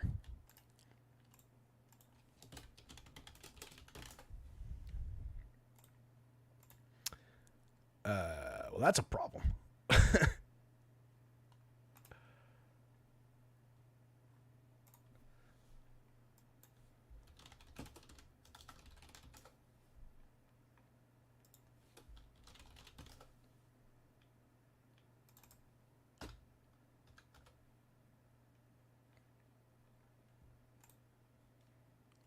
What did I...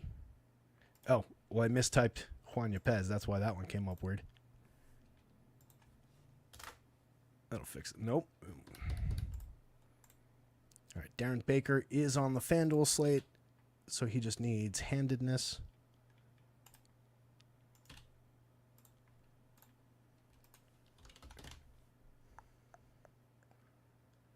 Darren Baker is a left-handed hitter. He's 25 years old. He's got 38 stolen bases and 483 plate appearances in AAA this year. Had 19 last year and 448 AAA plate appearances. He is left-handed. And then who else wasn't coming up? Harold Ramirez. That's not Harold Ramirez, is it? I typed Harold Ramirez, but that's not who that's supposed to be.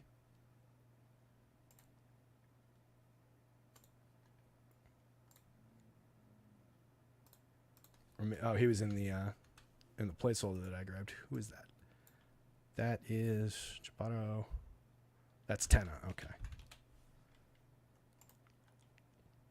Abrams, Cruz, Wood, Chapato, Tenna, Kiebert, Yepez, Baker, and Young. All right, we got it.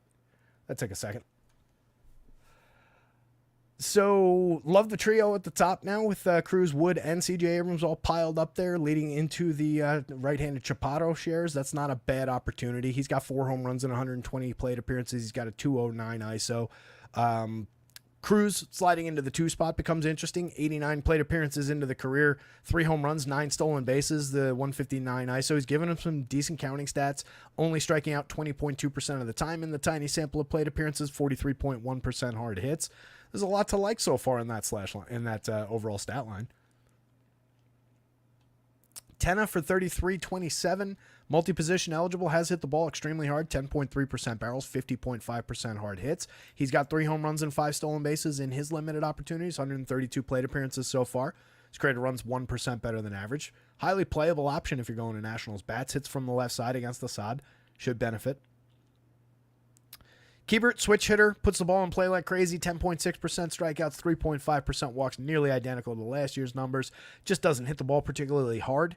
He's got 13 home runs, just a 141 ISO. Needs to improve in the actual quality of the contact, but the frequency of contact is kind of unrivaled at the position. He puts bat on ball like crazy, so you can always grab him for some cheap hit upside with a little bit of power. 3,700 is cheap for a catcher on DK. 25 is fine on FanDuel. You just consider him a first baseman. Juan Yepez, 33.28, has outfield eligibility on FanDuel, slashing 277, 333, 446. It's been an effective bat for them. 6 home runs, no real, fantastic contact or anything. He's been low strikeout at 15.7%. He's created runs 17% better than average. You can definitely go there. Baker, as we just heard, has minor league speed. We'll see if he can get on base enough to support it in the show, but he's the dead min at second base. It's not a bad option if you're considering the game stack that I was talking about before. Now I've got a mid-price player to fill a position that I was coming up lacking because the Cubs don't have a guy that's overly appealing at second base, so maybe that makes it an interesting game stack. Who knows? And then Jacob Young is another guy with speed. 32 stolen bases with a 315 on base. That on base has been creeping up gradually. The stolen base total hasn't really rocketed up alongside it, but he should be better as long as that on base keeps going up. So not completely dead spot at the bottom of the lineup, but not the most appealing either. This version of the lineup, I really do like the top 3 for sure. You could stretch it to the top 5 in a straight line, or you could go, any 4 of the top 5 and then Kiebert or Juan Yepez down lineup. So there's definitely ways to build with the Nats today. They're believable enough. On the Cubs side, that's the one that everybody's going to be flocking to against Patrick Corbin. It makes a ton of sense to me. I think I'm going to be using it. Solid 11.19 for Ian Happ in the home run model. He's got 25 on the year and another very, very strong Ian Happ season. 12.2% barrels, 45.8% hard hits, getting on at a 344 clip. He's stolen 13 bags, 126 WRC plus on the year. Still very cheap, 4,500 on DraftKings, affordable. 35 on FanDuel, more effectively priced. Dansby, again, the home run pick of the day. Kind of riding with the catch the wave here a little bit with Dansby. He's up to 15 home runs and 17 steals, 237, 308, 380. It's still not going to come out looking like a great season, but it's normalized a little bit from a lower end version of this season that we had earlier in the year. 8.8% barrels and 41.6% hard hits have held up his contacts, sorta.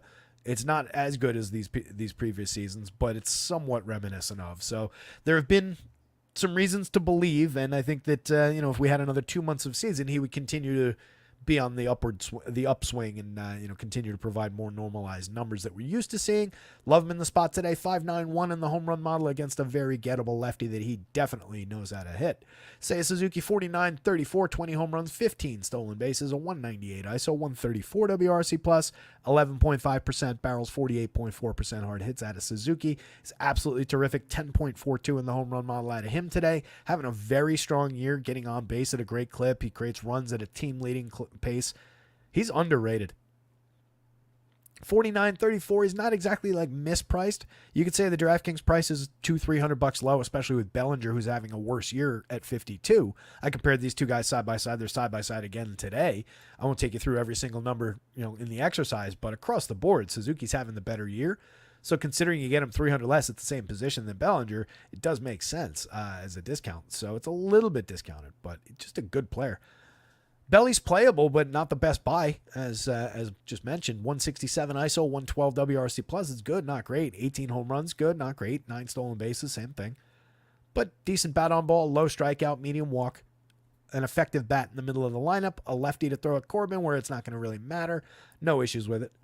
Isaac Paredes, we looked at the spray chart for the home runs and how focused they were in that left field corner in Tampa Bay, and he's really lost a lot of quality since coming to this team, but mix and match and maybe a little bit of additional upside created by Corbin's just pitch to contact and pitch to bad contact nature.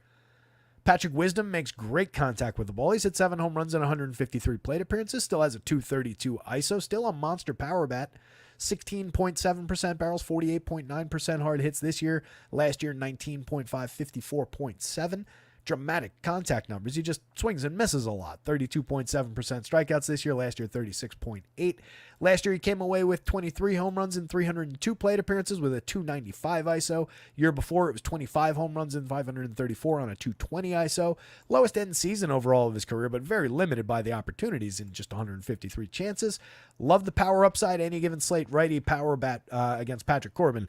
Absolutely sign me up for some Wisdom today. Multi-position on both sides for a cheap price. He just makes things work, and he's not going to be as popular as he should be on even within stacks of Cubs. Nico, 4,800, 5 homers, 29 steals, mix and match quality, 335 on base, just at league average for run creation. Should be better, but hasn't been. Pico Armstrong, raw skills, a lot of speed, 10 home runs, 27 steals, mix and match quality from the bottom, and then Miguel Amaya's pretty skippable at the catcher spot. Cubs bats, Nats bats, Assad, Corbin, really don't like either pitcher.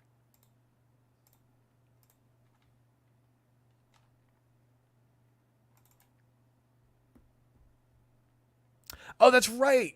That's right. That's the kid, the little boy from Dusty Baker's from that clip from 20-something years ago in the World Series where he ran out and he almost got plowed at home plate and whoever it was picked him up and carried him into the dugout. That's right. Yeah, he's that kid. I forgot about that. Good call, Mamba. Michael Knack's out. He's probably not here anymore, but good luck to you too, Michael, if you're out. Getting into that last game, he pointed out for us on his way out the door that there's no Altuve in the Astros lineup. Leadoff Alex Bregman today. It's only 5:15. We got time.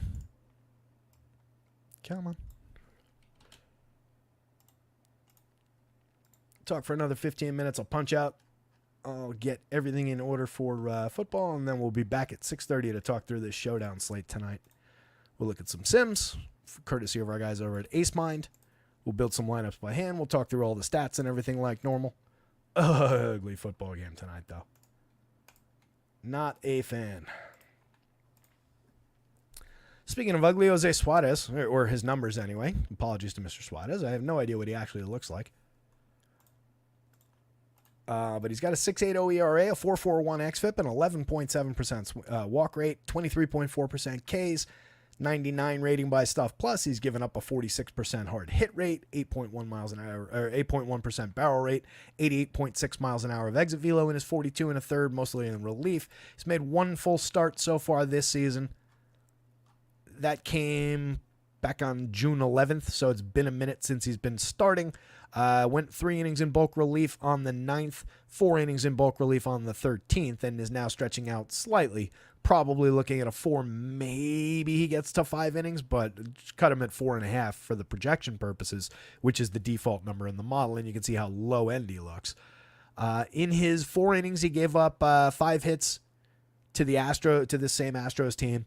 5 strikeouts, actually. That's noteworthy. That's a shocking result. 5 strikeouts in 4 innings against this team for this pitcher. Gave up 5 hits, no runs. This is a good performance.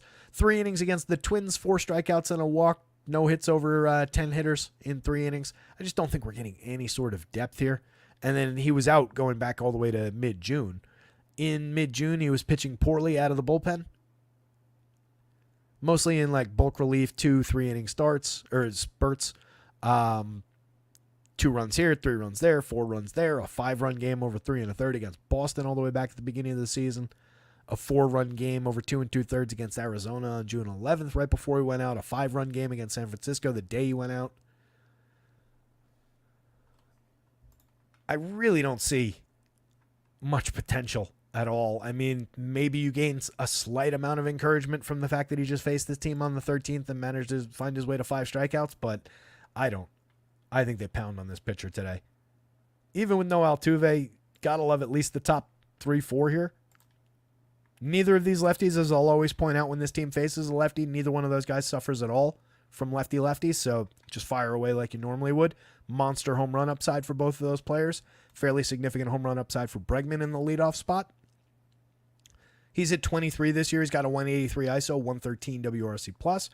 Alvarez has 34 homers, a 305, 389, 561 slash line with a 257 ISO. I chuckle because he's just so tremendously fantastic every single season.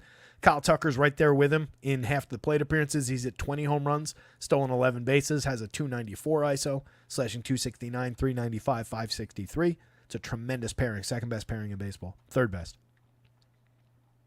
Forgot about Mookie and Shohei. Judge and Soto, Mookie and Shohei, Jordan and Kyle Tucker. 1, 2, 3. Some of the good ones out there, but those are the 3 best. Jainer Diaz has been really good. 45, 3,000, 16 home runs this season, a 145 ISO, 115 WRC+. Tremendous year out of a plays everyday kind of catcher-eligible player. He's also got first base eligibility on DraftKings, makes him playable alongside Victor Caratini if you want to go that direction on that site, which isn't a terrible option. You can also go to Caratini for 23 as an alternative at the catcher spot. He's been good enough to justify that this year.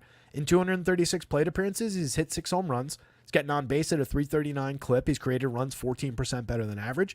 271, 339, 405 slash line. He's always been a guy who hits the ball hard, mid-40s hard hit rate each of the last 3 seasons, with moderate barrel rates and a low strikeout rate. 18.2% this year means he's putting the ball in play with a fairly significant rate of velocity behind it, with a good hard hit rate. At a very cheap price. You can alternate those guys between catcher and first base to your heart's content. I like both players, and there's a nice price difference on Caratini. And you also get a popularity difference on Caratini. Most days that this team's popular, they will be popular today as the only team over 5 runs against this pitcher. So definitely any way you can differentiate an Astros lineup is worth doing, and Caratini is probably one of those ways.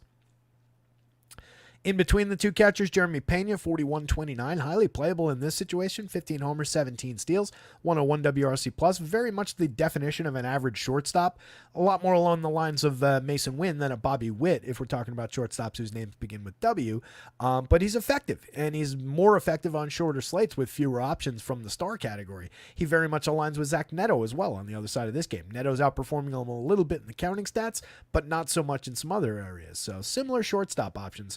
Nothing wrong with going to Pena here. Singleton at 28-26 has some lefty pop, but against this pitcher, I think he's not good lefty-lefty. Am I remembering that correctly? Not the game log, idiot. Yeah, it's pretty bad. 153, 218, 264 with a 111 ISO and a 38 WRC plus over 78 plate appearances this year against Sam-handed pitching, which is not good. And for the career, hilariously, he has a better slash line and actually a better ISO against same-handed pitching. He goes up to 8 total home runs against lefties in 203 plate appearances. He's got 21 against righties in 707. But against lefties, he actually has a 217, 300, 394 slash line, which is better than his 192, 298, 334 against righties.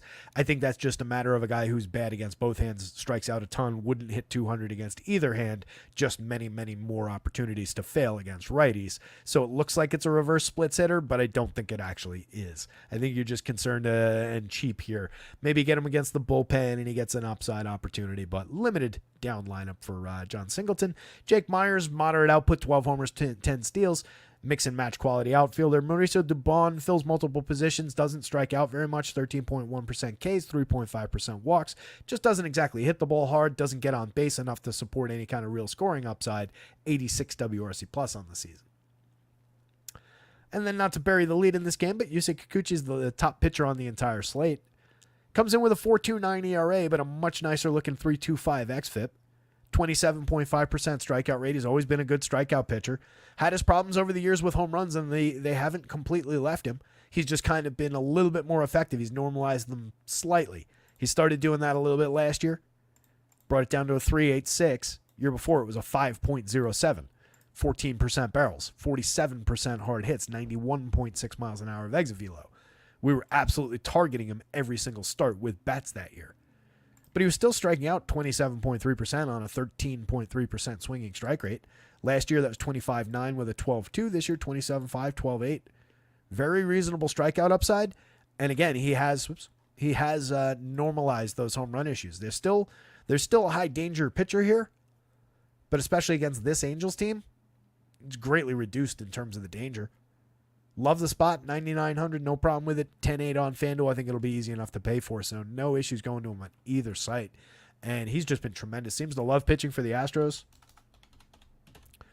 When they picked him up, if you remember, I said specifically that's a really interesting acquisition because of his high strikeout nature and his talent. Just with a team that has a really high acumen for pitching, I was really interested in seeing what they'd be able to do with him. And this is, credit to him probably more than the organization because they've only had limited time to work with him. But 3.19 ERA with a 2.94 xFIP since joining the team. He's got 5 wins in his 7 starts, and I think they've won every game that he's pitched. He's gone 7 innings twice in the 7 starts. He's pitched into the 6th in every single start. Completed the 6th the 3 times. 1 6-inning start, 2 7-inning starts. Those are his 3 most recent ones. One of them wasn't a quality start. He gave up 4 earned on 7 hits to the Diamondbacks. That fucking team. Every single time it's that one wasn't a quality start. He gave up some runs. It's the Diamondbacks. Everybody. 6 strikeouts in that one. 2 home runs allowed. That was in one of his problem games where the old issues came up a little bit. Last time out against this Angels team went 7, struck out 6, 1 home run, 3 earned runs on 3 hits. Decent chance to even improve on that start, honestly. Had a 12 strikeout game against the Royals of all teams. That's just 3 starts ago, 7 innings. Been pretty good. If you're taking Angels just to be contrarian, I mean, they're there. The Cardinals are cheaper. Man for man. Cardinals are cheaper. 2 players on the Angels above 4,000, well above 4,000. Not exactly head and shoulders better than the most expensive Cardinals players either. Taylor Ward for 46.31 across sites has 24 home runs, 187 ISO, 112 WRC plus. It's a good, not great season. Zach Neto, it's a good season, 21 homers, 30 steals, 112 WRC plus with a 187 ISO, and some nice steps forward at the plate for a young player still developing as a major leaguer. I like the upside that we've seen from Neto, but it's only okay. 9.13 for him, 9.30 in the home run model for Ward. You have Nolan Schanuel in between them and totally lost Brandon Drury. Schanuel's got 13 homers. He's more an on-base guy, 345 on base, a 105 WRC plus. Nice piece for correlated scoring, a cheap lefty bat at first base. Nothing wrong with going to him, but not a lot of support from Drury. 2,800, 2,500, 4 home runs, 166, 243, 227 this year, and 65% worse than average creating runs. It's a terrible season out of Brandon Drury. Logan O'Hoppy's a lot better, 3,800, 2,900. He's cheap on DraftKings where you need the position. 19 home runs this year, a 162 ISO, puts good bat on ball with 11.7% barrels, mid-40s hard hit rate. No problem with Logan O'Hoppy. Eric Wagaman, Jordan Adams, Gustavo Campero, Jack Lopez down lineup. All mix and match guys across limited samples, 30, 34, 14, and 38 plate appearances. Everybody's cheap. You're just going up against the best pitcher on the slate, who is probably going to succeed against this team with very limited options in very limited plate appearances and opportunities tonight. Nobody cracks even 6 in the home run model. You've got 2 guys in the mid-5s in Wagaman and Campero. Wagaman in 30 plate appearances does have 2 home runs on the board so far. He's made pretty decent contact with that 13% barrel rate, but that's 13% of a very small number of batted ball events in 30 plate appearances. Doesn't exactly add up to this guy's definitely good. So maybe mix and match your way through, but the top end, and really it's only 3 or 4 guys in the Angels lineup. You're just kind of home run hunting with some of those. Maybe a better source of one-offs. Like you could maybe one-off Neto. You could maybe one-off some Ward. Maybe some O'Hopper as a 3-man. Maybe go that way. But they're limited. Not a great spot. Kikuchi? Actually, no. Scratch that. Astros bats. Firmly up top. Kikuchi after that, he's the top pitcher. Really nothing from the Angels, but their bats significantly higher than that pitcher. And that's it. 5:28. Coming up on 5:30 exactly. We'll have an hour break, and then we'll be back to talk football. But one last time through the pitching board, you see a Kikuchi worth paying for on both sites. Clearly the ace, quote-unquote, heavy quotes on ace with Kikuchi, by the way. But clearly, the ace guy of the day, the pay-up option of the day. A lot of value, though. Nothing wrong with clicking together 2 of those value options if it's Font and Fede, if you like those guys. If you like Fede and Bayo together, Fede Severino, who's not all that effectively priced, but is in a reasonable spot for expectations. You could go any of those directions. Severino's probably my least favorite given where he's priced against the Phillies, against all these guys. But he at least has been reliably pitching pretty deep into games and finding some success along the way. So it's not wholly unbelievable if you want to skip that pitcher and that price to think that he would be one of the more effective guys that you can use. But I'd probably rather get shares of those 3 guys in combination with one another, where everybody's going to be going Kikuchi, Fede, Kikuchi, Assad, Kikuchi, maybe some Ortiz or Littell or whoever in there. Corbin maybe works his way into there. It's another day where even on a short slate, I could just get into the idea of combining some of these guys with one another instead of going this guy and down to here, this guy and down to here. Go right here. Just these guys, they fit. There's not that much difference between the price for Fede, the price for Littell, and any of these other guys. Bayo, potentially effective enough with some strikeout potential against that Rays team. Good at keeping the ball down and in the yard when he's going right. 83-82, I'm kind of interested. I'll at least check where he's owned. Definitely can play the ownership game through any of these choices. Especially on FanDuel where they're all 3 of those guys are basically the exact same. Sevy's the most dangerous one, 98, 9,000. Really don't like those prices. Littell, I could see finding a little success against Boston. There is some strikeout upside in that lineup. It's a very, very dangerous spot, but at least the ballpark is somewhat on his side. Tons of good lefties in that lineup, though. He's going to have to be at his absolute best. 81.74, at least he's appropriately priced to find out. Ortiz just kind of tend to prefer St. Louis in that one. He's kind of low end. Assad, he's low end himself, and he's going to be crazy popular at that 6,300 on DraftKings. I have no issues with a big undercut. If Javier Assad is going to be owned in the 30s, take him at 25% instead of 35% and spend that other 10 percentage points of ownership on just going to these guys. Going to, some alternatives from the bargain bin if you want to. Spread some of that out. Don't put all your eggs in the Aviator Saad basket. On FanDuel, he's only just a mix and match guy at 8,000. I'm sure he's not going to be all that popular. Tobias Myers, I think, is just wildly mispriced against one of the best scoring teams in baseball. I just don't see it for 9,000, 8,900 the way the rest of this slate stacks up. He'll probably be low owned in that spot. You could probably throw the dart a few times in 150 lineups and be okay, but it's not at all appealing. Corbin only in a wildly contrarian kind of a sense. Lefty not going to be all that successful against those Cubs with all the righty quality in that lineup, and it's Patrick Corbin, so don't do that to yourself. Taiwan's a no, and Jose Suarez is a no. Here is our home run board of the day.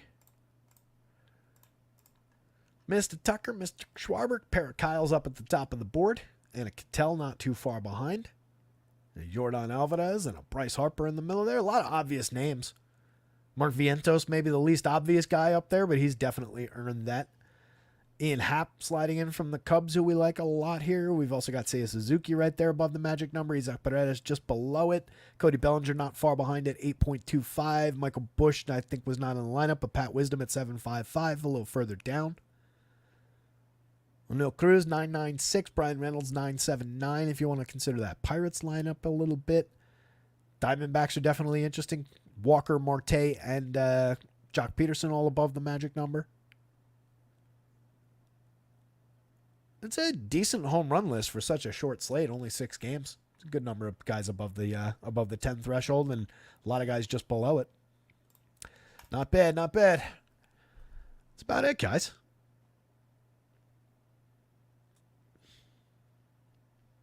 Mama's saying, Harper Schwarber. What about Harper Schwarber? They're right up there.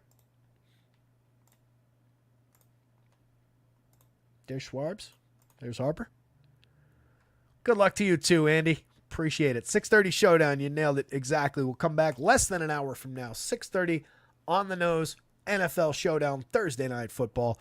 We'll talk projections. We'll talk stats. We'll talk lineups and go through the sims. And that'll be about it. So come on back for that one. In the meantime, go build some good lineups. Good luck out there tonight. Somebody go win something. See you in just a little bit.